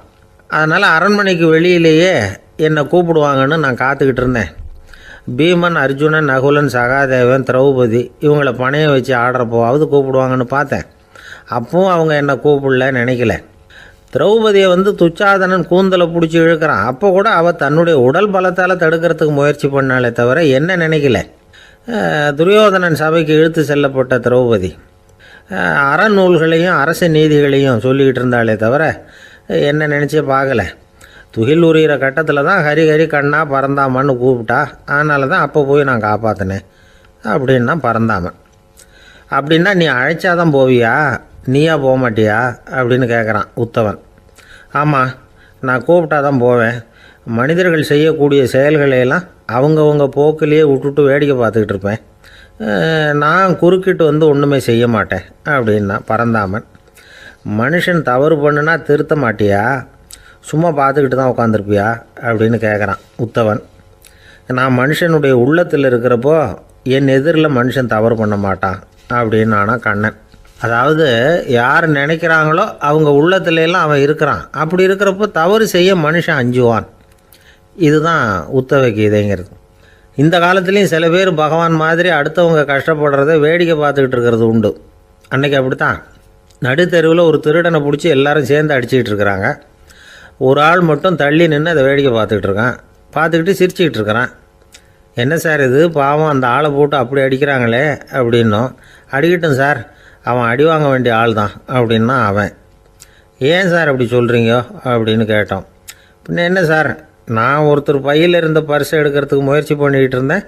அதுக்குள்ளே அவன் முந்திக்கிட்டு அப்வேஸ் பண்ணிவிட்டான். பர்ஸை அவன் எடுத்துட்டான். பார்க்கறதுன்னா எடுக்கிறது அவனா? என்ன சார் நியாயம் இது? நல்லா வாங்கட்டும் அப்படிங்கிறான். ஒரு காடு, அங்கே புத்தர் அவர் பாட்டுக்கு நடந்து போய்கிட்டே இருக்கிறார். அவருக்கு பின்னாடி ஒரு குரங்கு, அதுவும் தொடர்ந்து வந்துக்கிட்டே இருக்குது. புத்தர் திரும்பி பார்த்தார். குரங்கு அப்படியே குதித்து உயர எழும்பி ஒரு கிளையில் போய் உக்காந்துது. ஏன் இப்படி பண்ணுறேன்னு கேட்டார் புத்தர். என்னை சாதாரணமாக நினைக்க வேணாம், நான் மகாமந்தி, என்னால் எல்லாம் முடியும், முடியாதுங்கிற வார்த்தையே என்னுடைய அகராதியில் கிடையாது, என்ன வேணும்னாலும் செய்வேன் அப்படின்னுது. அப்படின்னா ஒரு பந்தயம் வச்சுக்கலாமான்னார் இவர். ஓ வச்சுக்கலாமேன்னுது. வேற ஒன்றும் இல்லை, இப்போ நீ மேலே எழும்பி அந்த கிளையில் உட்காந்தது மாதிரி அங்கேருந்து தாவி என் உள்ளங்கையில் உட்காரணும், அவ்வளவுதான் அப்படின்னார். அப்படி உட்காந்துட்டா என்ன பரிசு அப்படின்னு கேட்டது அது. சொர்க்கத்தில் இருக்கிற மாமன்னன் மரகத சக்கரவர்த்தியை என்னோட இருக்கும்படியாக கூப்பிட்டுக்கிறேன். அந்த சமயத்தில் அவருடைய அரியணை அங்கே காலியாயிடும், நீ அதில் போய் உட்காந்துக்கலாம். பந்தயத்தில் தோத்துட்டா ஒரு கல்ப காலம் இந்த பூமியில் வாழ வேண்டியிருக்கும். அதுக்கு பிறகு தான் என்கிட்ட வர முடியும். என்ன சொல்கிற அப்படின்னார். குரங்குக்கு தாவறது ஒரு பெரிய காரியமா? இது எனக்கு ரொம்ப சாதாரண விஷயம், என்ன இப்போவே தாவட்டுமா அப்படின்னுது. சரின்னு சொல்லி உள்ளங்கையை நீட்டினார். அவருடைய கை தாமரை இலை அளவுக்கு அப்படியே விரிஞ்சுது. குரங்கு சௌகரியமாக உட்கார்றதுக்காக. குரங்கு தாவறதுக்கு தயாராச்சு. அதுக்கு முன்னாடி ஒரு சின்ன யோசனை அதுக்கு. இந்த கிளையிலேருந்து அந்த கைக்கு தாவறது எனக்கு ரொம்ப அற்பமான ஒரு வேலை, இது ரொம்ப சாதாரணம், என்னுடைய கௌரவத்துக்கு இது சரியாக இருக்காது. அதனால் நான் என்ன பண்ண போகிறேன்னா, இங்கேருந்து கிளையிலேருந்து அப்படியே உயர எழும்ப போகிறேன். எழும்பி மேல் உலகம் போய் அங்கே ஒரு சுற்றிவிட்டு அதுக்கப்புறம் அங்கேருந்து நேராக இந்த கையில் உட்கார போகிறேன் அப்படின்னு நினச்சிது. என்ன யோசிக்கிற அப்படின்னார் புத்தர். ஒன்றும் இல்லை, இந்த பாயிரம் பார் அப்படின்னு சொல்லி தாவி உயர போயிட்டுது. கொஞ்ச நேரத்தில் வான உலகத்துக்கே போய் சேர்ந்துட்டுது. அங்கே போய் பார்த்தா அங்கே ஒரு 5 பளிங்கு தூண்கள் இளம் சிவப்பு நிறத்தில் நின்றுக்கிட்டு இருக்குது. குரங்கு நினச்சிக்கிட்டுது, புத்தர்கிட்ட போய் இந்த பளிங்கு தூண்களை பார்த்தோம்னு சொன்னால் அப்படியே திகைச்சு போயிடுவார், இந்த தூணில் ஏதாவது அடையாளம் செஞ்சுட்டு போகணும் அப்படின்னு அந்த இடத்துல மிதந்துக்கிட்டே நினச்சிது. உடனே ஒரு தூணில் எழுதிச்சு. என்ன எழுதிச்சுன்னா, ஒரு மகா ஞானி இங்கே வந்துட்டு போகிறார் அப்படின்னு எழுதிச்சு. எழுதிவிட்டு அப்படியே கீழே தாவி புத்தரோட உள்ளங்கையில் உட்காந்துது. எப்படி பார்த்தீங்களா என்னுடைய வேலை? வான உலகத்துக்கே போய் அங்கே இருக்கிற 5 பளிங்கு தூண்களை பார்த்துட்டு அதில் நான் வந்த விவரத்தை எழுதி வச்சுட்டு அதுக்கப்புறம் இங்கே வந்திருக்கிறேன் அப்படின்னுது ரொம்ப பெருமையாக. அப்படியா அப்படின்னார் புத்தர். ஆமாம், சந்தேகமாக இருந்தால் வாங்க அழைச்சிட்டு போய் காட்டுறேன் அப்படின்னு அந்த குரங்கு. அதுக்கு தேவையில்லை, அப்படியே கொஞ்சம் கீழே குனிஞ்சு பார்த்து தெரியும் அப்படின்னார் புத்தர். அங்கே பார்த்தா புத்தரோட உள்ளங்கை தெரிஞ்சுது. நல்லா உத்து பார்த்துது. அவரோட ஒரு விரலில் அது எழுதிய வாசகம் தெரிஞ்சுது. குரங்கு யோசனை பண்ணிச்சு, அப்படின்னா வானத்தில் நான் பார்த்தது புத்தரோட விரல்களா அப்படின்னு யோசிச்சுது. இதை புரிஞ்சுக்கிட்ட உடனே அந்த குரங்கோட கர்வம் அழிஞ்சு போச்சான். நம்ம மனசு தான் இந்த குரங்கு. மனம்ங்கிறதும் ஆணவம்ங்கிறதும் ஒரு நாணயத்தின் 2 பக்கங்கள். மனம் உள்ளவரை ஆணவமும் இருக்கும். மனம் அழிஞ்சாதான் ஆணவம் அழியும். மனம் அழிய வேண்டும் அப்படின்னு பெரியவங்க சொல்கிறது இந்த அர்த்தத்தில் தான். நம்ம ஆளுங்க சவால் விடுறதெல்லாம் வேறு மாதிரி. ஒருத்தன் ஒரு வாய்க்காலை தாண்டுறேன்னு பந்தயம் கட்டி தாண்ட முடியாது.